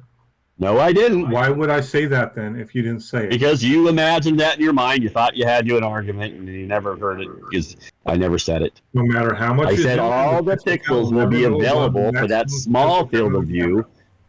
That in when you had your wide field of view, that pixel space was there, but there was much more information that had to go into all that pixel space compared to when you have a small field of view because you increased your focal length. Then all that field of view from that small field of view has all that pixel space to display itself in, and therefore it magnifies what you see. And you see more detail. Great, but the pixel count does not change, and you said it did. And I never said it changed. Yeah, you did. Well, I put a heard link it. in here with a timestamp, and you won't find it, though. Good luck. You'll never find me saying that. That'd be a good assignment for people watching this and want to find that timestamp and post it in the comment section. We'll review it. I think Lael should look for it and put it in. Yeah, we'll Or review it the Beanball. next time. That'd be good. I'd like them to spend hours trying to find it. Never find it. Okay. Damn. Let's get out of here, guys. I've been living for a while, and I really got to do stuff. Final thoughts. C4, the bro, Gary. How you doing, man? Give me your final thoughts, bro. Bro. Carl K, final thoughts.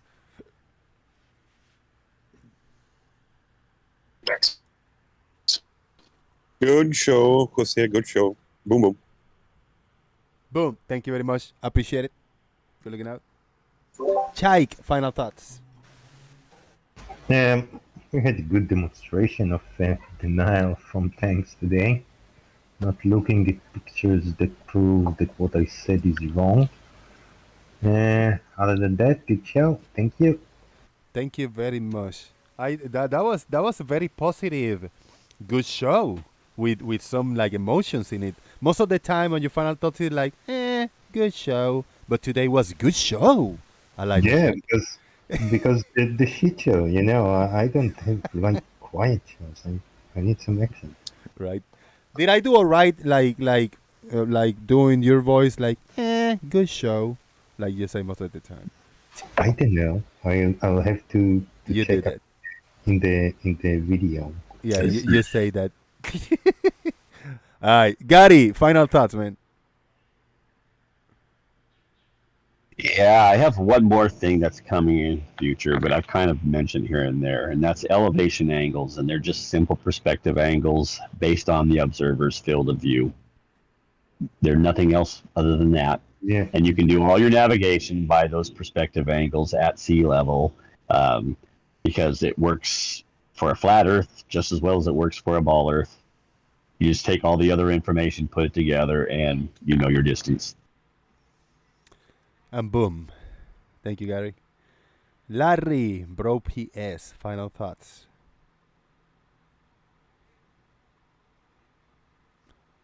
All right. Lubo in China. Oh, Larry, go ahead. Yeah. Oh, I don't know. I got nothing. I mean, it's all more than obvious. Boom.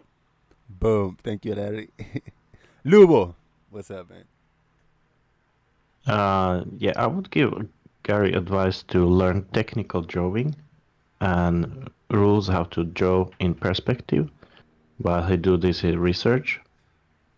he can include it in his video as an idea, and that would be great. Anyway, I came late, but still good show. I got disturbed a little bit, but yeah, good show. Thank you. Hope I will come next time earlier. I appreciate it.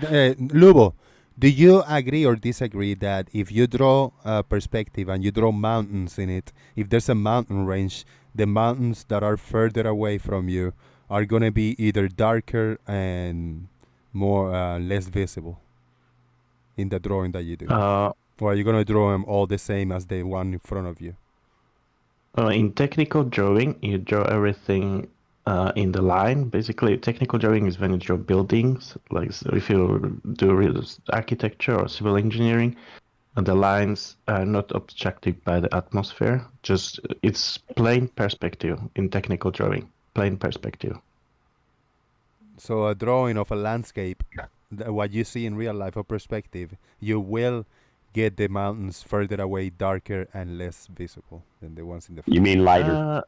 Lighter. No, no. Either darker or lighter, because less. Technical color, the technical drawing. Is that how you see about... in reality, in real life? I'm talking about you drawing a landscape in reality in the world, in real life.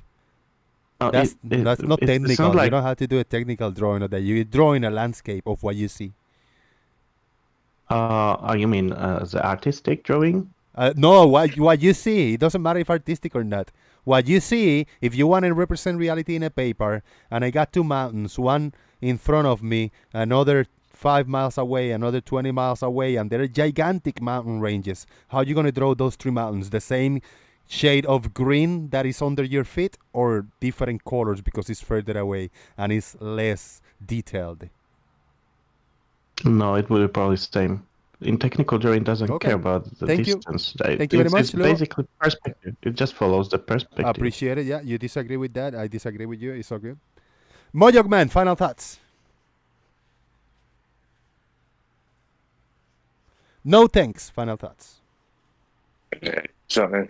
No, I appreciate you putting on this show and giving Gary the time to explain himself, because he is the odd man out here, and he should be given the appropriate amount of time.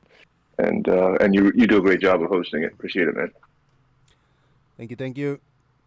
Sean Smith, you neither agree or disagree with that mountain and the shading statement, right? Sean Smith is an artist. Mojok Man, you first. Well, Sean Smith, maybe. I just wanted to say it's glow. I didn't see any of your show, so I have no real comment on that. I came in just to hear the final thoughts, apparently. So I'll stay for after show. Yeah, hang out here. Hopefully, all you guys stay and talk among yourselves. Offline, it's all good. Sean, you there? Snesley Wipes, final thoughts. Thank you very much. Mr. Victory say that perspective is about angular size and has nothing to do with color fading. Thank you very much, Mr. Victory. I don't agree with that. I disagree with that, because when you look at perspective and you want to get into the color, you will find that perspective. You have to include that, the color fading, grading type of thing. But hey, appreciate it. That's a good topic to entertain soon. The other Merle, final thoughts. Final thoughts. I re-listened, and I want to make it clear. The sensor allows so many pixels worth of information. No matter how big or small the focal length is, the sensor picks up the same amount of pixels, no matter what.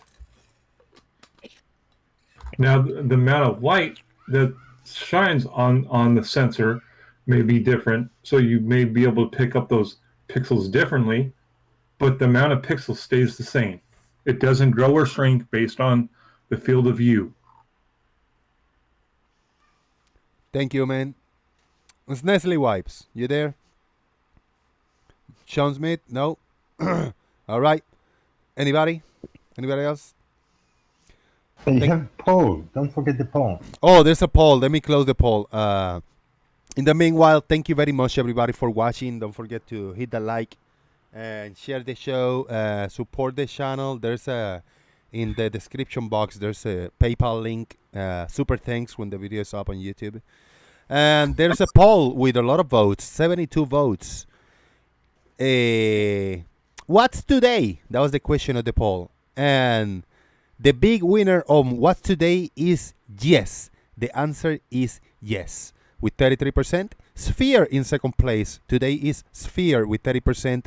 No, also with 30% in a tie with second place. So in second place, sphere and no got 30%. And flat with only 5%. So if you think today is flat, you are in the low, very bad tier, the losers, in the end of the losers with 5%. Mr. Victory will debate me and Gary sometime about color fading and perspective. I'll do that, man. A three-way debate. You know what? Have we had a three-way debate ever? I think that's good because I cannot be tag teaming with Gary because I will disagree on a lot of things that Gary say.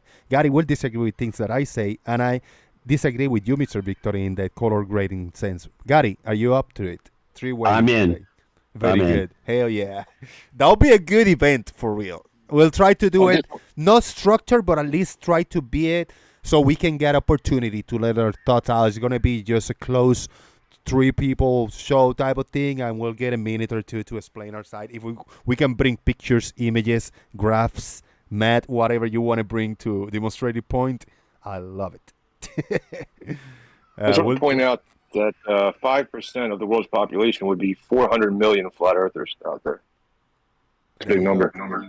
It's not even close to 5%. All right, guys. Thank you very much. Hit all the buttons. Thank you very much. Jose JG out. Boom. I'm kind of interested in this perspective thing. I mean, I don't know what anybody else's definition of perspective is. Mine happens to be